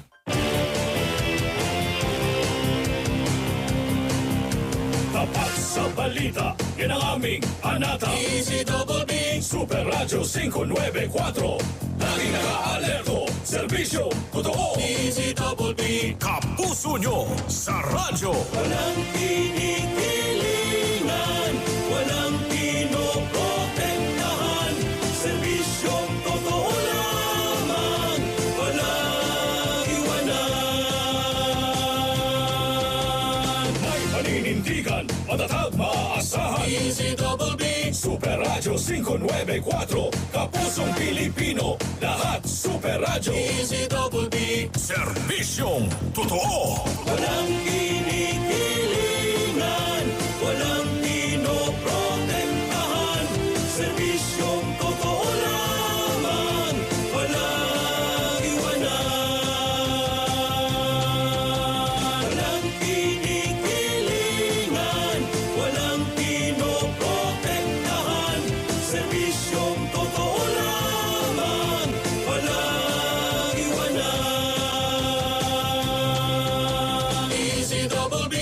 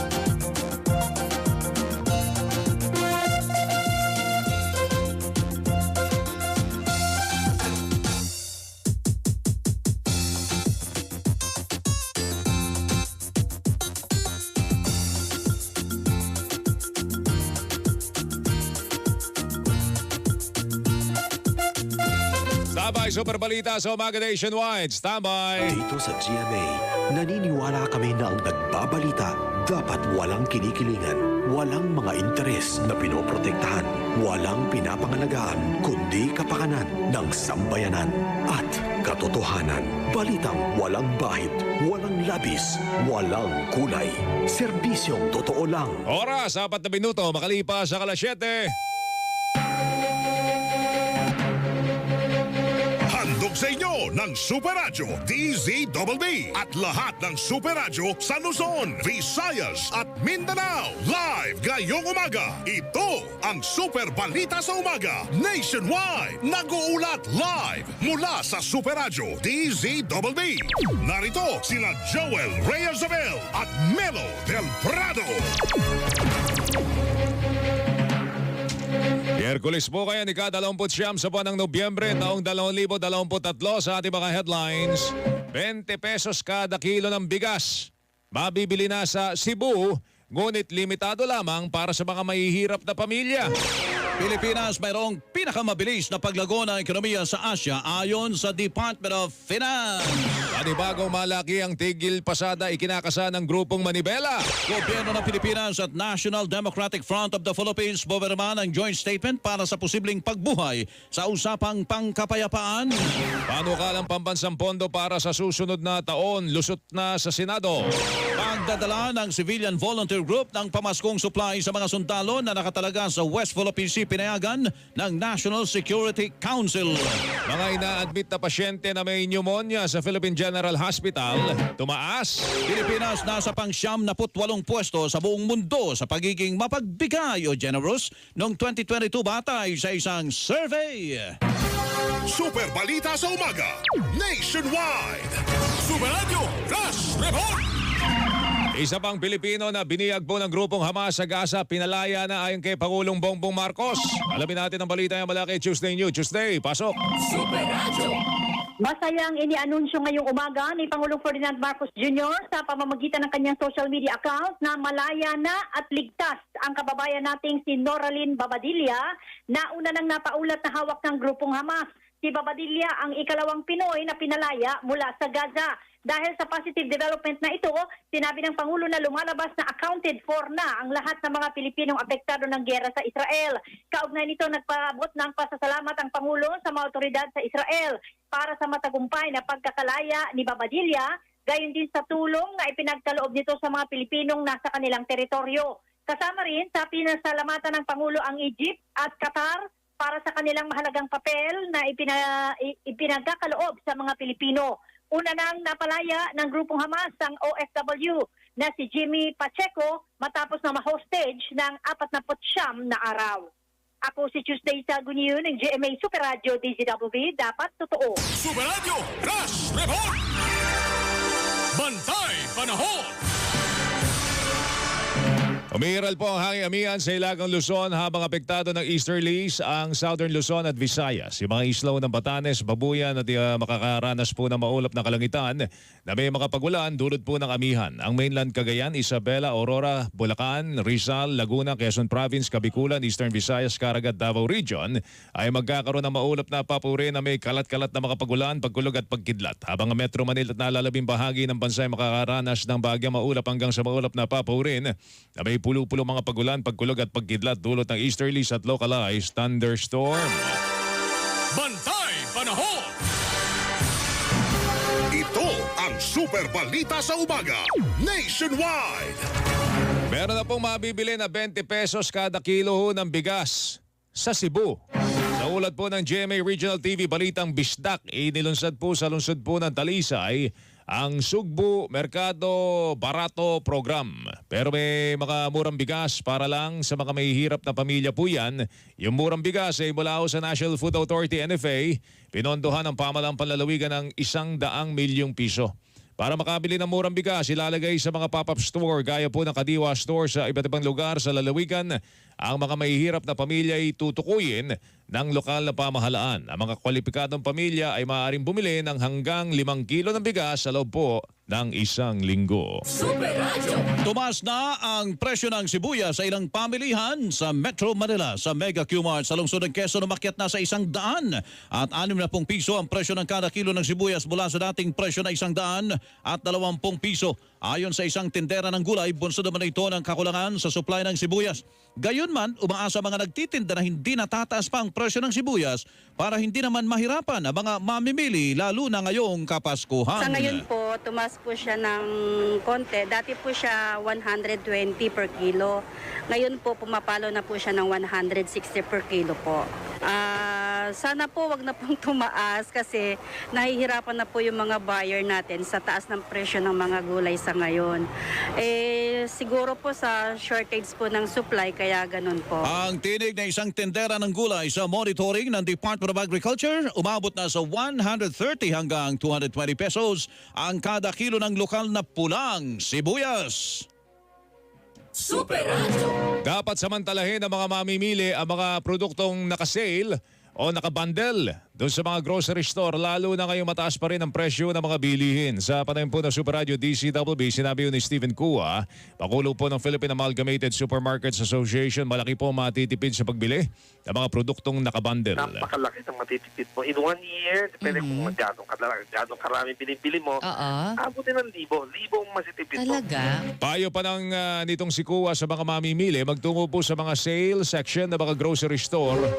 Ito yung mga lugar ko saan dinadala pa rin Melo, malapit na mag-expire, no? Hindi, pero pwede pa naman kainin, no? Kaya na mabilisan ng ano tawag doon? May grace period May grace period, Mga grocery store kung saan makikita na ang mga produktong mas mura po ang halaga. Go to the sale section. Merong magandang good deal doon, kunin mo na. At hindi pa naman mag-expire by the time you need it, kunin mo na. Yun tinig po ni Stephen Kua, presidente po ng Philippine Amalgamated Supermarkets Association. Samantala, yung panukalang Magna Carta of Young Farmers isinusulong po sa Kamara. Alamin natin ang balita nga mula kay Isa Vendaño Umali. Isa, pasok! Super Radio! Target Davao City 1st District Representative Paulo Duterte na mabigyan ng mga insentibo ang young farmers o yung mga nakababatang magsaka para matiyak ang seguridad sa pagkain at paglago ng sektor ng agrikultura sa ating bansa. Kaya naman kanyang isusulong ang House Bill 9329 o Magna Carta of Young Farmers Act kung saan bubuuri ng National Young Farmers and Fisher Folks Council na magtitiyak ng matagumpay na implementasyon ng mga programa at aktibidad para sa mga nakababatang magsaka. Patayaan niya sa datos mula sa Philippine Statistics Authority o PSA, sinabi ni Duterte na nakita ang pagbaba ng employment sector ng agrikultura mula sa 24.5% noong October 2020 hanggang sa naging 22.5% noong October 2022. Habang base sa pag-aaral ni dating UP Anthropology Professor Florencia Palis, binanggit ni Duterte na ang average age ng isang magsakang Pinoy ay nasa edad 53 at maaaring makaranas ng critical shortage sa mga magsaka ang ating bansa sa susunod na 12 taon. Git ni Duterte kung magiging ganap na batas ang kanyang House Bill ay maisusulong at maipatutupad ang mga karapatan ng mga magsaka kasama ang edukasyon at training, pati access sa mga lupa, teknolohiya sa agrikultura at toll at kapital at maiuugnay sila sa state universities and colleges o SUCs. Yung mga graduate naman ng technical and livelihood education na may specialization sa agriculture and fisheries sa ilalim ng K-12 curriculum ay bibigyan ng scholarship grant sa anumang kursong may kinalaman sa sektor saan mang SUC na gugustuhin pasukan. Naniwala si Duterte na kung may mga insentibo para sa mga miyembro ng sektor, lalo na sa mga ituring na young farmers, mahimok sila na manatili dito kaysa lumipat sa ibang propesyon sa urban areas. Ako si Isa Vendaño Umali ng GMA Super Radio DCWB, dapat totoo. Ang oras po natin, 12 minuto na po makalipas ang 7 na umaga, iginiit ng Department of Finance na Pilipinas pa rin ang may pinakamabilis na paglago ng ekonomiya sa Asia. Sa pulong balitaan sa Malacanang, sinabi ni Finance Secretary Benjamin Jokno na fastest growing economy pa rin ang bansa sa Asia at nalagpasan ng Vietnam, Indonesia, China, Malaysia at maging ang Singapore. Kumpiyansa umano ang pamahalaan na maabot ang lower target na 6% ng paglago ng gross domestic product o GDP ng bansa para sa taong ito. Ang GDP ay tumutukoy sa kabuang halaga ng lahat ng nagawang produkto at serbisyo sa loob ng tukoy na panahon sa isang bansa. Una nang iniulat ng ASEAN Plus 3 Macroeconomic Research na babagal ang paglago ng ekonomiya ng bansa kumpara sa inaasahan dahil sa mataas na inflation at mahinang external demand. Pero iginit ni Jokno ang paghusay na ekonomiya ng Pilipinas ay kinilala ng World Bank, Asian Development Bank at maging ng Development Budget Coordination Committee. Super Radio! May kinakasang mas malaking tigil pasada ang grupong Manibela. Ayon kay Mar Balbuena, chairman ng nasabing grupo, nakikipag-usap na ho sila sa iba't ibang grupo ng transportasyon para ho sa planong panibagong transport strike. Patikim pa lamang nga niya ang kanilang tigil pasada ng nakarang linggo bilang pagtutol po sa December 31 deadline para ma-consolidate ang mga tsuper at operator kaugnay po ng PUV Modernization Program. Ngunit sa ngayon ay hindi pa masabi ni Balbuena ang eksaktong petsa kung kailan na nila ito ilulunsad. Practice pa lang po kasi lagi tayong minamaliit ng gobyerno para yung ating hinaing ay mapagtakpan itong pangmamaliit nila sa atin. Tinig po yan ni Mar Balbuena, chairman po ng grupong Manibela. Dinikitan at hinatak ng mga tauhan ng Metropolitan Manila Development Authority o MMDA ang mga sasakyang illegal na nakaparada sa mabuhay lanes. Dinikitan din at inimpound ang mga nakaparada sa 10th Avenue sa Caloocan City, kabilang ang sasakyan ng pamilyang kumakain sa isang restaurant na iniwanan sa bahagi ng pedestrian lane. Dahil dito, muling pinalalahanan ng MMDA ang mga motorista na bawal